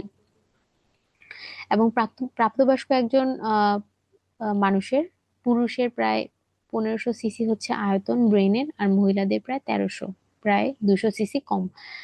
আর যেটা হচ্ছে আমাদের দেহের মোট ওজনের 2% গঠন করে। আর কেজির হিসাবে যদি আমরা বলি, ওজন হচ্ছে 1.3 থেকে 1.4 কেজি, বা 1.5 কেজিও বলতে পারো। আহ এতে প্রায়, এবং নিউরনের সংখ্যাটা কত, 100 বিলিয়ন। নিউরনের সংখ্যা হচ্ছে 100 বিলিয়ন। আচ্ছা, আর মেনিনজেস থেকে আমাদের কিছু জিনিস জানা লাগবে। সেটা হচ্ছে,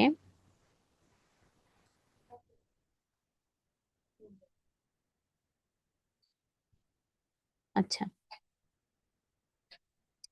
আমরা জানি যে মেনিনজেসের 3টা স্তর থাকে। একটা সবচেয়ে বাইরে ডুরা ম্যাটার, তারপরে অ্যারাকনয়েড ম্যাটার, তারপরে হচ্ছে পায়া ম্যাটার। ডুরা ম্যাটারের নিচে থাকে সাবডুরাল স্পেস, এবং আরাকনয়েড ম্যাটারের নিচে থাকে sub arachnoid space.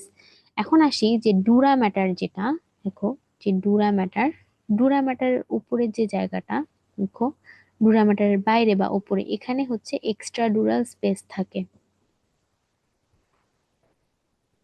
Extra ডুরাল space, আচ্ছা আমি এখানে লিখি যে ডুরার বাইরে থাকে এক্সট্রা ডুরাল স্পেস। এখন এই স্পেস গুলা কেন ইম্পর্টেন্ট?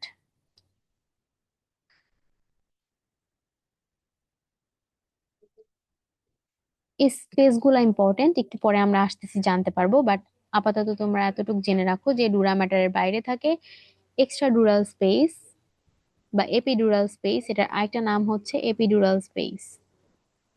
এপি মানে হচ্ছে ওপরে, আর নিচে থাকে সাবডুরাল স্পেস। অ্যারাকনয়েড ম্যাটারের নিচে থাকে সাব অ্যারাকনয়েড স্পেস। আমরা অলরেডি বলেছি যে এটা হচ্ছে তরল পূর্ণ, এখানে থাকে সিএসএফ।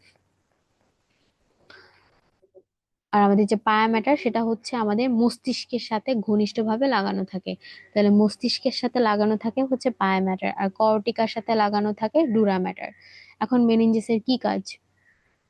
মেনিনজেস যেহেতু একটা কাভারিং বা আবরণ, তো সে হচ্ছে যে বিভিন্ন যান্ত্রিক আঘাত থেকে আমাদের ব্রেনকে এবং আমাদের সুষুম্না কাণ্ডকে রক্ষা করবে। তারপরে যে সিএসএফ আছে বা সেরেব্রোস্পাইনাল ফ্লুইড, সেটা ক্ষরণ করতে হেল্প করে এবং তার মাধ্যমে পুষ্টি প্রবাহ সরবরাহ করে এবং জীবাণু সংক্রমণ থেকে রক্ষা করে। এখন ধরো কোনো কারণে কোনো একটা জীবাণু মেনিনজেসকে আক্রমণ করে ফেললো, তখন কি হবে? মেনিনজেসে প্রদাহ হবে। সেই মেনিনজেসে প্রদাহ তাকে আমরা বলতেছি মেনিনজাইটিস। প্রদাহ বা ইনফ্লামেশন, লাস্টে আইটিস থাকা মানেই হচ্ছে প্রদাহ বা ইনফ্লামেশন।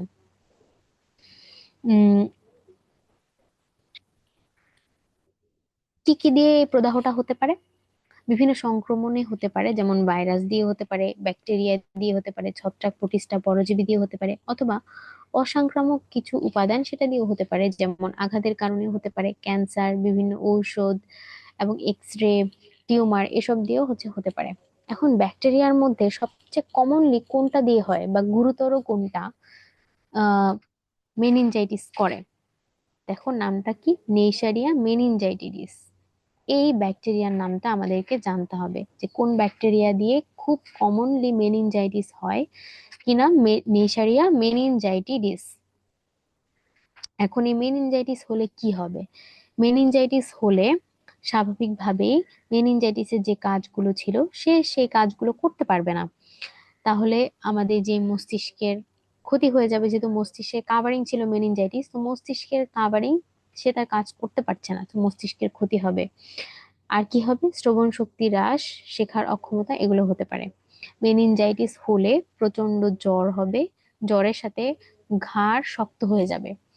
আমরা নর্মালি আহ আমাদের ঘাড় বাঁকাতে পারি ইজিলি, বাট যাদের মেনিনজাইটিস হয় তারা চাইলেই তাদের ঘাড় এতটা শক্ত হয়ে যায় যে বাঁকাতে পারে না, বাঁকাতে গেলে প্রচন্ড ব্যথা হয়, সাথে মাথা ব্যথা হবে। মাথা যেহেতু সমস্যা, সো আমরা ইজিলি মনে রাখতে পারি যে মাথা ব্যথা হবে, এছাড়া খিঁচুনি হবে। এছাড়াও জ্বর হলে যা যা হয়, যেমন বমি বমি ভাব, ফটোফোবিয়া, মানে চোখে যখন আলো পড়বে তখন তার কাছে ওইটা পেইনফুল মনে হবে। তাছাড়াও মেজাজ খিটখিটে হয়ে যাওয়া, বমি ভাব সম্পন্ন হওয়া, এবং আহ, শিশুর মাথায় আমাদের যে বাচ্চাদের মাথায় দেখবা হাত দিলে হাড্ডিগুলো খুব নরম, এবং মস্তিষ্কের মাঝখানে মাঝখানে কপালের ঠিক উপরের জায়গাটা একটা নরম জায়গা থাকে, মাথার চান্দিতে বলে। তো সেই নরম জায়গাটা, এটাকে বলে ফন্টানেল, সেই ফন্টানেলটা ফুলে যায় যখন মেনিনজাইটিস হয়। তখন একটা নরম জায়গা মেনিনজাইটিস হতে পারে। এছাড়াও তোমার নেশারিয়া মেনিনজাইটিস ছাড়াও আরো অনেক ধরনের অর্গানিজম, ব্যাকটেরিয়া, ভাইরাস দিয়ে মেনিনজাইটিস হইতে পারে। তবে মেনিনজাইটিস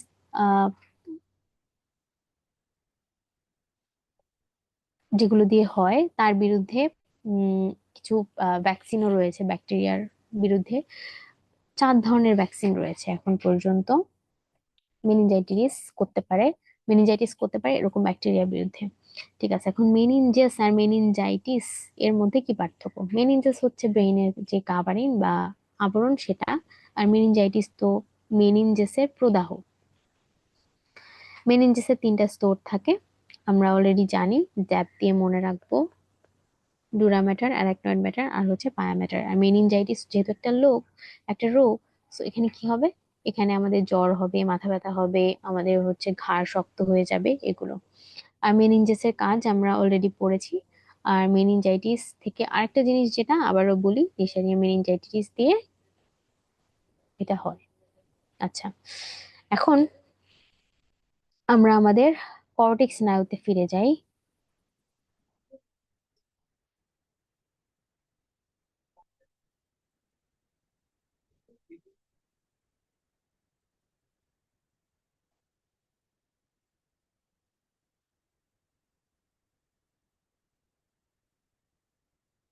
আচ্ছা, কর্টেক্স স্নায়ু মানুষে 12 জোড়া।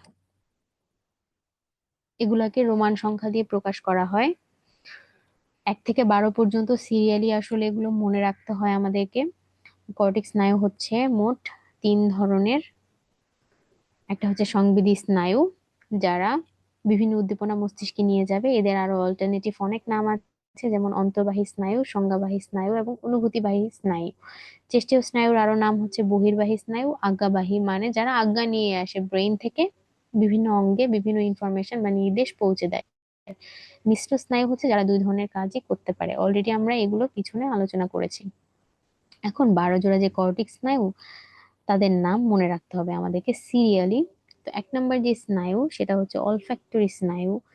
আমরা আমরা বলেছিলাম যে 128 128 হচ্ছে আমাদের সংবেদী স্নায়ু। এখানে যদি আবার আমরা জিনিসটা একটু লিখি, 128 এটা হচ্ছে সংবেদী স্নায়ু। চেষ্টীয় স্নায়ু হচ্ছে 3, 4, 6, 11, 12, আর বাকিগুলো হচ্ছে মিশ্র স্নায়ু।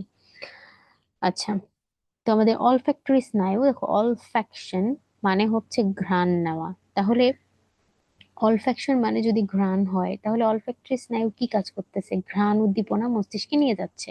তাহলে এরা হচ্ছে সংবেদী স্নায়ু। আমরা অলরেডি 128 রুলস দিয়ে মনে রাখতে সক্ষম এটা। আর এটা কি করে? ঘ্রাণ উদ্দীপনা মস্তিষ্কে নিয়ে যায়। আচ্ছা, তারপরে হচ্ছে 2 নাম্বার স্নায়ু হচ্ছে অপটিক স্নায়ু। অপটিক স্নায়ু, অপটিক মানেই আমরা বুঝতে পারি চোখের সাথে রিলেটেড। সো অপটিক স্নায়ু কি করে? অপটিক স্নায়ু আমাদের যে দৃষ্টিতে হেল্প করে, এটা হচ্ছে একটা সংবেদী স্নায়ু। চোখ থেকে দর্শনের অনুভূতি এটা মস্তিষ্কে নিয়ে যায়। আচ্ছা, অপটিক স্নায়ু ডান এবং বাম চোখ থেকে যে 2টা অপটিক স্নায়ু আছে, তারা ব্রেনে যাওয়ার পরে যে আড়াআড়ি ভাবে পন্সের মধ্যে আমরা দেখাইছিলাম যে এরকম এরকম করে স্নায়ুগুলো এক পাশ থেকে অন্য পাশে চলে যায়, ডিকাসেট করে আর কি। তো সেই অপটিক স্নায়ুগুলো যেখানে এরকম, অপটিক স্নায়ু এরকম তোমার হচ্ছে জায়গা চেঞ্জ করতেছে, এক পাশে স্নায়ুটা অন্য পাশে চলে যাচ্ছে, পরস্পরকে আড়াআড়ি ভাবে যে জায়গাটায় ছেদ করে, এখানে একটা এক্স এর মতো জায়গা তৈরি হলো না, ইংরেজি এক্স এর মতো, এই জায়গাটাকে বলতেছে অপটিক কায়াজমা। যেখানে 2টা অপটিক স্নায়ু পরস্পরকে অতিক্রম করে বা আড়াআড়ি ভাবে ছেদ করে, সেই জায়গাটাকে বলতেছে অপটিক কায়াজমা। আচ্ছা, তাহলে কি কাজ করে? দর্শনের অনুভূতি মস্তিষ্কে নিয়ে যায়। থার্ড কর্টিক স্নায়ু হচ্ছে অকুলোমোটর। অকুলোমোটর কি করে? অকুলোমোটর মনে রাখবা 3, এটা হচ্ছে 4, এবং এটা হচ্ছে আমাদের 6। 3, 4, 6 হচ্ছে এক কথায় অক্ষিগোলকের সঞ্চালনে সাহায্য করে। তাহলে আমরা কি বললাম? 3, 4, 6 হচ্ছে আমাদের অক্ষিগোলকের সঞ্চালনে সহায়তা করে। এখন আমি তোমাদের একটা জিনিস লিখে দিচ্ছি, সেটা হচ্ছে SO4, LR6। আচ্ছা, SO4, LR6, এখানে 6, 4 হচ্ছে 4 নাম্বার কর্টিক স্নায়ু, যেটা হচ্ছে ট্রক্লিয়ার স্নায়ু, এবং 6 হচ্ছে 6 নাম্বার কর্টিক স্নায়ু, যেটা হচ্ছে অ্যাবডুসেন্স স্নায়ু। আর এস ও দিয়ে কি? এস এ হচ্ছে সুপেরিয়র, ওতে হচ্ছে অবলিক। তাহলে এস এ হচ্ছে সুপেরিয়র,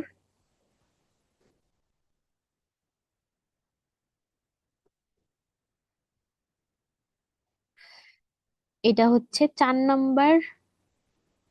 সুপেরিয়র অবলিক হচ্ছে একটা মাসেল বা পেশি, এই পেশিটা নিয়ন্ত্রণ করে, এই পেশিটাকে, এই পেশিটার যে কার্যক্ষমতা বা এই পেশিটাকে নিয়ন্ত্রণ করে হচ্ছে 4 নাম্বার কর্টেক্স স্নায়ু, সেটা হচ্ছে ট্রক্লিয়ার স্নায়ু। আর এল আর হচ্ছে ল্যাটেরাল, এল এ এল আর এ হচ্ছে ল্যাটেরাল রেকটাস। এটা হচ্ছে অক্ষিগোলকের আর একটা পেশি। এই অক্ষিগোলকের ল্যাটেরাল রেকটাস পেশিটার কাজ নিয়ন্ত্রণ করে হচ্ছে 6 নাম্বার করটিক স্নায়ু, তার নাম হচ্ছে অ্যাবডুসেন্স স্নায়ু। তাইলে বাকি রইলো আমাদের অক্ষিগোলকের সঞ্চালনে আর একটাই স্নায়ু, সেটা হচ্ছে অকুলোমোটর স্নায়ু। তাহলে আমরা বলেছি আমাদের অ্যাবডুসেন্স স্নায়ু আর ট্রক্লিয়ার স্নায়ু অলরেডি SO4, LR6 দিয়ে আমরা মনে রাখতে পারলাম। তাহলে বাকি যা যা পেশি আমাদের চোখের রইলো, কি কি পেশি রইলো? কিছু রয়েছে রেকটাস পেশি, কিছু রয়েছে অবলিক পেশি। অবলিকের মধ্যে সুপেরিয়র অবলিক তো আমরা বলে ফেলেছি অলরেডি, আমাদের 4 নাম্বার কর্টেক্স স্নায়ু দিয়ে নিয়ন্ত্রিত হয়। তাহলে বাকি রইলো ইনফেরিয়র অবলিক। তাহলে ইনফেরিয়র অবলিক পেশি আর হচ্ছে রেকটাস পেশি, 3টা, সেগুলো, সেগুলোকে সাপ্লাই দিচ্ছে আমাদের অকুলোমোটর স্নায়ু। আর অকুলোমোটর স্নায়ু আমরা বলেছি অলরেডি 3, 4, 6, 11, 12 হচ্ছে আমাদের চেস্টীয় স্নায়ু বা মোটর স্নায়ু। তাহলে এটা হচ্ছে চেস্টীয় স্নায়ু হবে। সে কি করে? অক্ষিগোলকের সঞ্চালনে সাহায্য করে। 4 নাম্বার সেম, আমাদের হচ্ছে এই যে সুপেরিয়র অবলিক, এই চক্ষু পেশিকে সাপ্লাই দেয়, এবং সেও হচ্ছে একটা চেস্টীয় স্নায়ু, এবং এটা হচ্ছে অক্ষিগোলকের সঞ্চালন নিয়ন্ত্রণ করে। 5 নাম্বার যে স্নায়ু, এটা হচ্ছে আমাদের ট্রাইজেমিনাল স্নায়ু। এটা কোত্থেকে আসে? পন্স থেকে তৈরি হয়। আমরা বলেছিলাম পন্স থেকে 5, 5 থেকে 8 নাম্বার যেই স্নায়ুগুলো আছে তারা আসে পন্স থেকে। পন্স থেকে তৈরি হয়। এবং ট্রাইজেমিনাল যে স্নায়ু সেটা হচ্ছে তিন ভাগে বিভক্ত। একটা হচ্ছে অপথ্যালমিক, দেন হচ্ছে ম্যাক্সিলারি, দেন হচ্ছে ম্যান্ডিবুলার। আমরা যদি আমাদের এটা যদি একটা মানুষের ফেস হয়, আমরা যদি চোখে, এটা যদি চোখ হয়, চোখের দিকে একটা, আমাদের এরকম দিকে একটা এবং নিচের দিকে একটা, এরকম করে তিনটা পার্টে যদি ভাগ করি, তাহলে তাহলে হচ্ছে আমাদের উপরের দিকে যেটা ট্রাইজেমিনালের ডিভিশন সেটা হচ্ছে অপথ্যালমিক, চোখের দিকে যেটা, মাঝখানে গাল বরাবর যেটা সেটা হচ্ছে ম্যাক্সিলারি, এবং নিচে হচ্ছে আমাদের চোয়াল বরাবর যেটা সেটা হচ্ছে ম্যান্ডিবুলার। তিনটা ডিভিশন ট্রাইজেমিনাল স্নায়ু, একটা হচ্ছে অপথ্যালমিক, একটা হচ্ছে ম্যাক্সিলারি, একটা হচ্ছে ম্যান্ডিবুলার।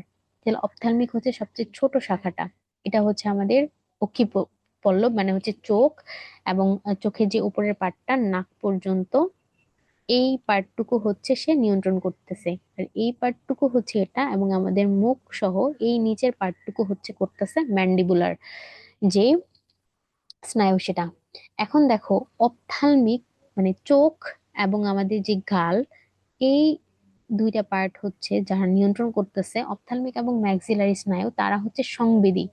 এবং ম্যান্ডিবুলার যেটা নিচে আমাদের হচ্ছে চোয়ালের ভেতর, আমাদের নিম্ন চোয়ালে থাকতেছে এবং মুখের ভেতরে থাকতেছে ম্যান্ডিবুলার যে স্নায়ুটা, সেটা হচ্ছে মিশ্র স্নায়ু। এটা হচ্ছে একটা মিশ্র স্নায়ু। আচ্ছা, কিন্তু মুখ বিবরের পেশিতে সে আবার চেস্টীয় স্নায়ু রূপে কাজ করে। তাহলে ট্রাইজেমিনালের তিনটা ডিভিশন, একটা হচ্ছে অপথ্যালমিক, একটা ম্যাক্সিলারি, একটা ম্যান্ডিবুলার। অপথ্যালমিকটা কি করে? সংবেদী স্নায়ু হিসেবে কাজ করে।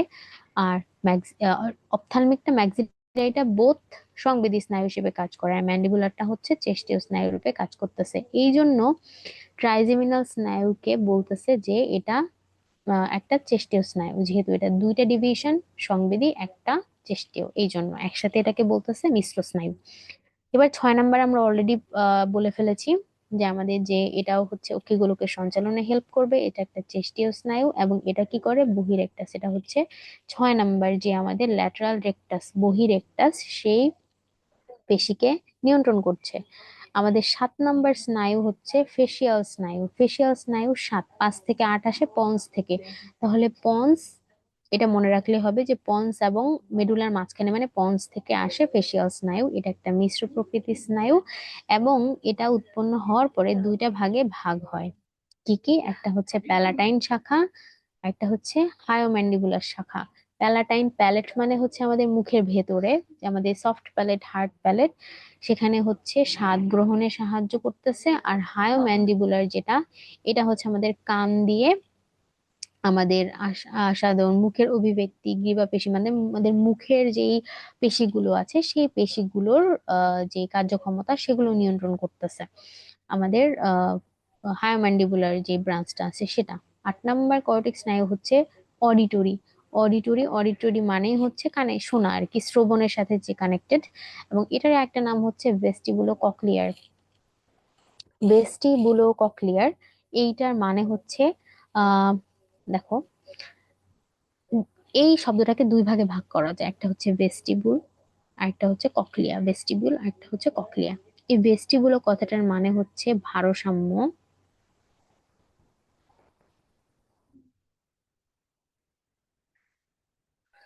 এবং ককলিয়া এই অংশটা যেটা, ভেস্টিবুল মানে হচ্ছে ভারসাম্য আর ককলিয়া মানে হচ্ছে কানে শোনা। তাহলে ভেস্টিবুলো ককলিয়ার স্নায়ু দিয়ে আসলে দুইটা কাজ হয়, এক হচ্ছে ভারসাম্য রক্ষা হয় আমাদের শরীরের, আর আরেকটা যেটা হয় আমরা কানে শুনতে পাই। তাহলে এই অডিটরি স্নায়ুটা আমাদের শ্রবণের কাজ করতেছে, শ্রবণ এবং ভারসাম্য রক্ষার অনুভূতি মস্তিষ্কে প্রেরণ করতেছে। দেখো এখানে দেখানো হয়েছে যে এই যে মস্তিষ্কের কোন জায়গা থেকে কি এসেছে, কোন কোন নার্ভ গুলা, এখানে প্রায় 12টা কর্টিক স্নায়ুর নামই দেয়া আছে। 9 নাম্বার যেটা, সেটা হচ্ছে আমাদের গ্লসোফ্যারিঞ্জিয়াল স্নায়ু। এই যে এখানে গ্লসোফ্যারিঞ্জিয়াল স্নায়ু, গ্লসোফ্যারিঞ্জিয়াল স্নায়ু এটাও একটা মিশ্র স্নায়ু। আচ্ছা, গ্লসোফ্যারিঞ্জিয়াল স্নায়ু কোত্থেকে আসে? যেহেতু 9 নাম্বার আমরা জানি মেডুলা 9, 10, 11, 12, 9 থেকে 12 আসে মেডুলা অবলঙ্গাটা থেকে। তো গ্লসোফ্যারিঞ্জিয়াল আসবে মেডুলা অবলঙ্গাটা থেকে। এটা কি কাজ? স্বাদ গ্রহণ করতে হেল্প করে, জিহ্বা এবং গলবিলের সঞ্চালনে সহায়তা করে। জিহ্বা এবং গলবিল, স্বাদ গ্রহণ, মুখের ভেতরে আমরা স্বাদ নেই, মুখের ভেতরে জিহ্বা এবং গলবিলের সঞ্চালন হয়, তাহলে এগুলো করতেছে গ্লসোফারেঞ্জিয়াল। দেন হচ্ছে ভেগাস। ভেগাস হচ্ছে একটা মিশ্র স্নায়ু এবং এটাও মেরুল অবলঙ্গটা থেকে আসে এবং এটা হচ্ছে চারটা ভাগে বিভক্ত। কি কি ব্রাঞ্চ আছে? Laryngeal, cardiac, gastric, pulmonary. দেখো, ল্যারেঞ্জিয়াল মানে হচ্ছে ল্যারিংস। ল্যারিংস মানে হচ্ছে স্বরযন্ত্র, স্বরযন্ত্র আর কি। তাইলে ল্যারেঞ্জিয়াল বা ষড়যন্ত্রে বিস্তৃত থাকে আমাদের ভেগাস। কার্ডিয়াক, কার্ডিয়াক মানে হচ্ছে হার্ট, হার্টের যে বায়োলজিক্যাল টার্ম সেটাই হচ্ছে কার্ডিয়াক আর কি। তো হৃৎপিণ্ডে সে সরবরাহ করে। গ্যাস্ট্রিক মানে হচ্ছে আমাদের পাকস্থলী বা পেট, তাহলে পাকস্থলীতে স্নায়ু প্রদান করতেছে। আর পালমোনারি এটা হচ্ছে আমাদের বুঝায় ফুসফুসকে, তাহলে ফুসফুসে থাকতেছে হচ্ছে আমাদের ভেগাসের কোন ব্রাঞ্চটা? পালমোনারি ব্রাঞ্চটা। 11 নম্বর কর্টেক্স স্নায়ু হচ্ছে স্পাইনাল অ্যাক্সেসরি স্নায়ু। এটা কি করে? স্পাইনাল অ্যাক্সেসরি মানে স্পাইন মানে হচ্ছে আমাদের মেরুদণ্ড, তাহলে মেরুদণ্ডের আমাদের যে উপরের পার্টটা মানে আমাদের ঘাড়ের দিকের যে পেশিগুলো আছে, আমাদের গলবিল, স্বরযন্ত্র, গ্রীবার পেশি, এইসব জায়গায় হচ্ছে সে সরবরাহ করতেছে। এটা একটা চেস্টীয় স্নায়ু এবং তোমার এই ঘাড়ের যে পেশিগুলোর সঞ্চালন এগুলাতে হেল্প করতেছে আমাদের স্পাইনাল অ্যাক্সেসরি স্নায়ুটা। সবার শেষে হচ্ছে হাইপোগ্লোসাল। হাইপোগ্লোসাল স্নায়ুটা কোথায় থাকে? এটা হচ্ছে আমাদের জিহ্বার, আমাদের জিহ্বার যে পেশি আছে আমাদের জিহ্বাকে নাড়াতে চাড়াতে কথা বলতে খাওয়ার সময় হেল্প করে, এটাও চেষ্টীয় প্রকৃতির। এটা হচ্ছে মেইনলি তোমার জিহ্বার সঞ্চালন নিয়ন্ত্রণ করতেছে। তাহলে এতক্ষণ আমরা যা যা স্ক্যাটারলি বললাম সেই জিনিসগুলো সুন্দর করে আমাদের একটা বক্সের মধ্যে দেয়া আছে। এখানে যদি আমরা বক্স থেকে দাগায় নিই তাহলে এই হচ্ছে আমাদের অলফ্যাক্টরি 1, 2 এবং এই হচ্ছে আমাদের 8। 1, 2 এবং 8 নাম্বার এরা হচ্ছে কি পিওর মোটর, এরা হচ্ছে কি pure pure sensory, sorry, pure sensory.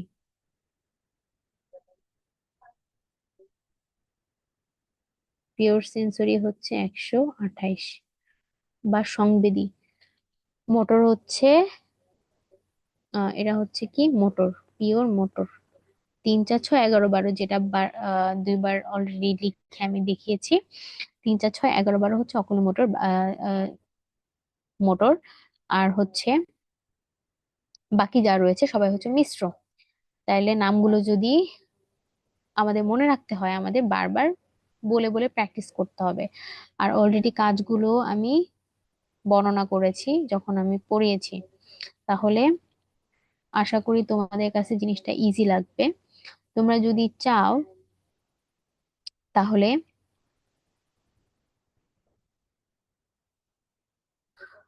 পিছনে টেনে কথাগুলো আবার শুনতে পারো, তাহলে তোমাদের কাছে ব্যাপারটা আরো ক্লিয়ার হয়ে যাবে। এখন এখানে সংবেদী বা সেন্সরি স্নায়ু এবং মোটর বা চেষ্টীয় স্নায়ুর মধ্যে পার্থক্য দেওয়া আছে। এখানে হচ্ছে সংবেদী স্নায়ু সংবেদী নিউরন দিয়ে গঠিত হবে, চেষ্টীয়টা চেষ্টীয় নিউরন দিয়ে গঠিত হবে। এবং সংবেদী স্নায়ুর মেইন কাজই হচ্ছে তারা কি করে? সংবাদটা বা সংবেদ বা উদ্দীপনা এটা হচ্ছে ব্রেইনে নিয়ে যায়, আর চেষ্টীয় স্নায়ু ব্রেইন থেকে নিয়ে আসে। তাহলে যে নিয়ে যাচ্ছে ভেতরের দিকে সে হচ্ছে অন্তর্বাহী বা অ্যাফারেন্ট স্নায়ু, আর যে বাইরের দিকে ইনফরমেশন গুলো ব্রেইন থেকে নিয়ে আসতেছে সে হচ্ছে বহির্বাহী বা ইফারেন্ট স্নায়ু। এ মানে হচ্ছে ভেতরে, অ্যাফারেন্ট মানে হচ্ছে ভেতরে নিয়ে যাচ্ছে, আর ইফারেন্ট মানে বাইরের দিকে নিয়ে আসতেছে।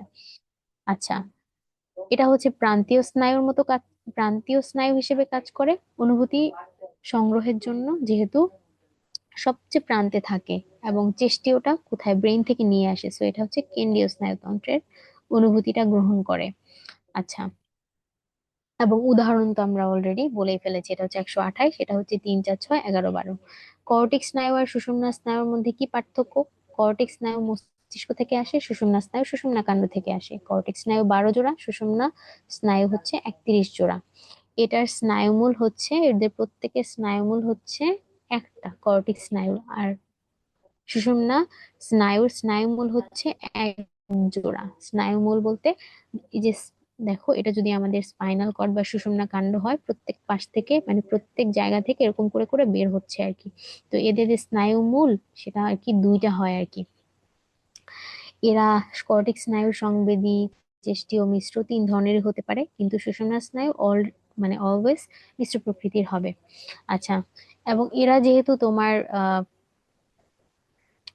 তোমার বিভিন্ন রকমের হতে পারে এবং স্পেসিফিক, কিছু সংবেদী স্নায়ু ওর মতো কাজ করে, চেস্টীয়টা অন্যরকম কাজ করে।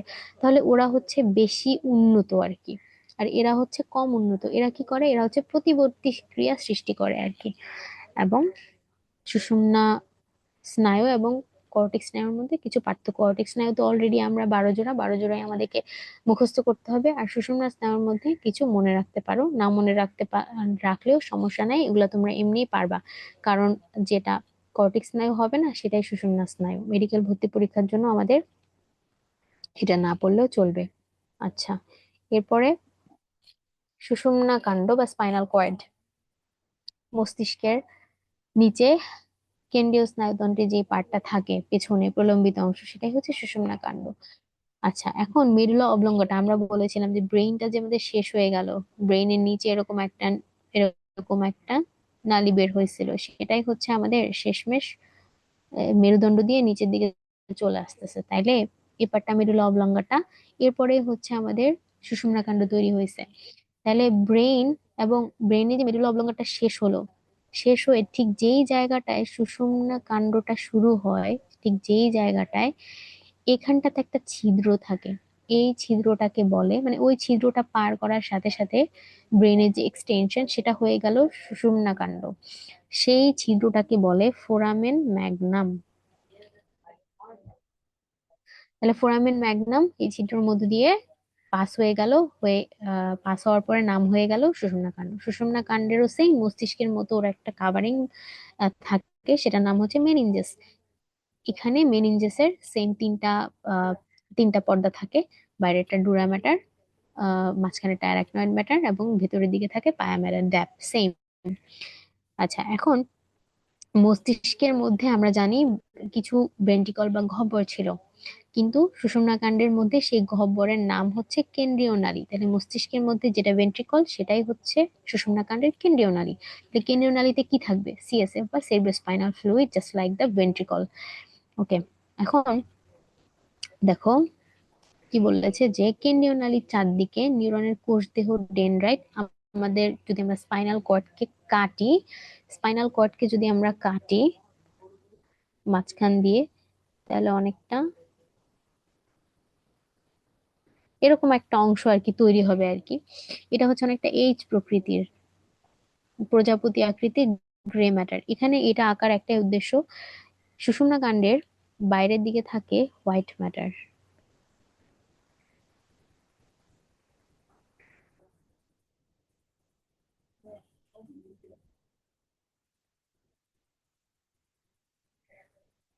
আর ভেতরে থাকে গ্রে ম্যাটার। তাহলে গ্রে ম্যাটারে কি কি ছিল, নিউরন ছিল, নিউরোগ্লিয়া ছিল। আর হোয়াইট ম্যাটারে কি কি আছে, হোয়াইট ম্যাটার কেন হোয়াইট, আহ মাইলিন থাকার কারণে। আচ্ছা, এখন সুষুম্না কাণ্ড থেকে 31 জোড়া সুষুম্না স্নায়ু তৈরি হয়, এবং হচ্ছে স্নায়ু দুইটা করে মূল থাকে। একটা হচ্ছে আমরা বলেছি সুষুম্না স্নায়ুর দুইটা মূল থাকে, একটা পৃষ্ঠীয় মূল, একটা অঙ্কীয় মূল। এই দেখো, এখানে একটা, এখানে একটা, এরকম আর কি, এখানে একটা, এখানে একটা। ঠিক আছে, এটা হচ্ছে মানে এটা হচ্ছে আহ পৃষ্ঠীয় মূল, আর এটা হচ্ছে অঙ্কীয় মূল। এই দুইটা এখানেও এখানেও থাকে আর কি। পৃষ্ঠীয় মূলে থাকে পৃষ্ঠীয় মূল গ্যাংলিয়া, যেটা সংবেদী নিউরনের কোষ দেহ নিয়ে গঠিত। তাইলে দুইটা মূল থাকে, একটা পৃষ্ঠীয় মূল, একটা অঙ্কীয় মূল। এবং পৃষ্ঠীয় মূলে থাকে পৃষ্ঠীয় মূল গ্যাংলিয়া, যেটা সংবেদী কি দিয়ে তৈরি, সংবেদী নিউরনের কোষ দেহ দিয়ে তৈরি। সুষুম্না কাণ্ডের সবচেয়ে মানে সুষুম্না কাণ্ডের কাজগুলো হচ্ছে অত জটিল না ব্রেইনের মতো। তারা হচ্ছে কি করে, বিভিন্ন স্পাইনাল প্রতিবর্ত ক্রিয়া নিয়ন্ত্রণ করে, যেমন হাঁটু ঝাঁকুনি প্রতিক্রিয়া, এরা হচ্ছে নিয়ন্ত্রণ করতেছে এগুলো। এছাড়াও মস্তিষ্ক এবং ব্রেইনের মধ্যে যত কাজ হয়, সবকিছু যোগাযোগ একটা মেনটেন করতে হয়, সেটাও কিন্তু সুষুম্না কাণ্ডই মেনটেন করে। হাঁটু ঝাঁকুনি প্রতিক্রিয়া ছাড়াও মূত্রথলি সংকোচনের মতো স্বয়ংক্রিয় প্রতিবর্তী ক্রিয়াও সুষুম্না কাণ্ডের মাধ্যমে নিয়ন্ত্রিত হয়। এখন এখানে মস্তিষ্ক আর সুষুম্না কাণ্ডের মধ্যে পার্থক্য যদি আমরা দেখি, আহ মস্তিষ্কের যেই কাভারিং বা হচ্ছে প্রতিরক্ষা কবচ, সেটা হচ্ছে করটিকা। এবং কাভারিং না, কাভারিং হচ্ছে মেনিনজাস। মস্তিষ্কের বাইরে যেটা থাকে আমাদের সেটা হচ্ছে করটিকা, হাড্ডির যেই আবরণটা। এবং সুষুম্না কাণ্ড হচ্ছে মেরুদণ্ডের মধ্যে থাকে। মস্তিষ্ক হচ্ছে অনেকটা স্ফীত এবং ডিম্বাকৃতির, আর সুষুম্না কাণ্ড তো লম্বা, আহ দণ্ডাকার আর কি। মস্তিষ্ক হচ্ছে কিছু উঁচু নিচু জায়গা থাকে। উঁচু জায়গাকে বলা হয় জাইরাস, এবং নিচু জায়গাগুলোকে বলা হয় সালকাস। আর সুষুম্না কাণ্ডে হচ্ছে তোমার এরকম কোনো উঁচু নিচু জায়গা থাকে না, তারা নিচের দিকে সোজাসুজি চলে যায় আর কি। এটা এত ইম্পর্টেন্ট না মনে রাখা। মস্তিষ্ক থেকে 12 জোড়া কর্টেক্স স্নায়ু আসে, সুষুম্না কাণ্ড থেকে 31 জোড়া সুষুম্না স্নায়ু আসে। আহ তো এই পর্যন্তই। আমরা মস্তিষ্ক মোটামুটি পড়ে ফেলেছি। যদি তোমাদের এই পার্ট থেকে কোনো প্রশ্ন থাকে বা কোনো একটা অংশ তোমরা যদি না বুঝতে পারো, অবশ্যই তোমরা কমেন্টে কোয়েশ্চেন জানাবে। আর পরবর্তী ক্লাসে আমাদের যেই পার্টটা বাকি রইলো সেটা হচ্ছে চোখ, কান এবং হরমোন, সেটা আমরা শেষ করার চেষ্টা করব। তো ক্লাসটা অনেকক্ষণ হয়ে গিয়েছে। আহ তো এই পর্যন্তই থাক আজকে। সবাই ভালো থেকো, সুস্থ থেকো। আর 10 তারিখে যেই কেমিস্ট্রি অ্যাসেসমেন্ট পরীক্ষাটা আছে আমাদের, সেখানে অবশ্যই সবাই অংশগ্রহণ করবে। সবাই ভালো থাকবে। আল্লাহ হাফেজ।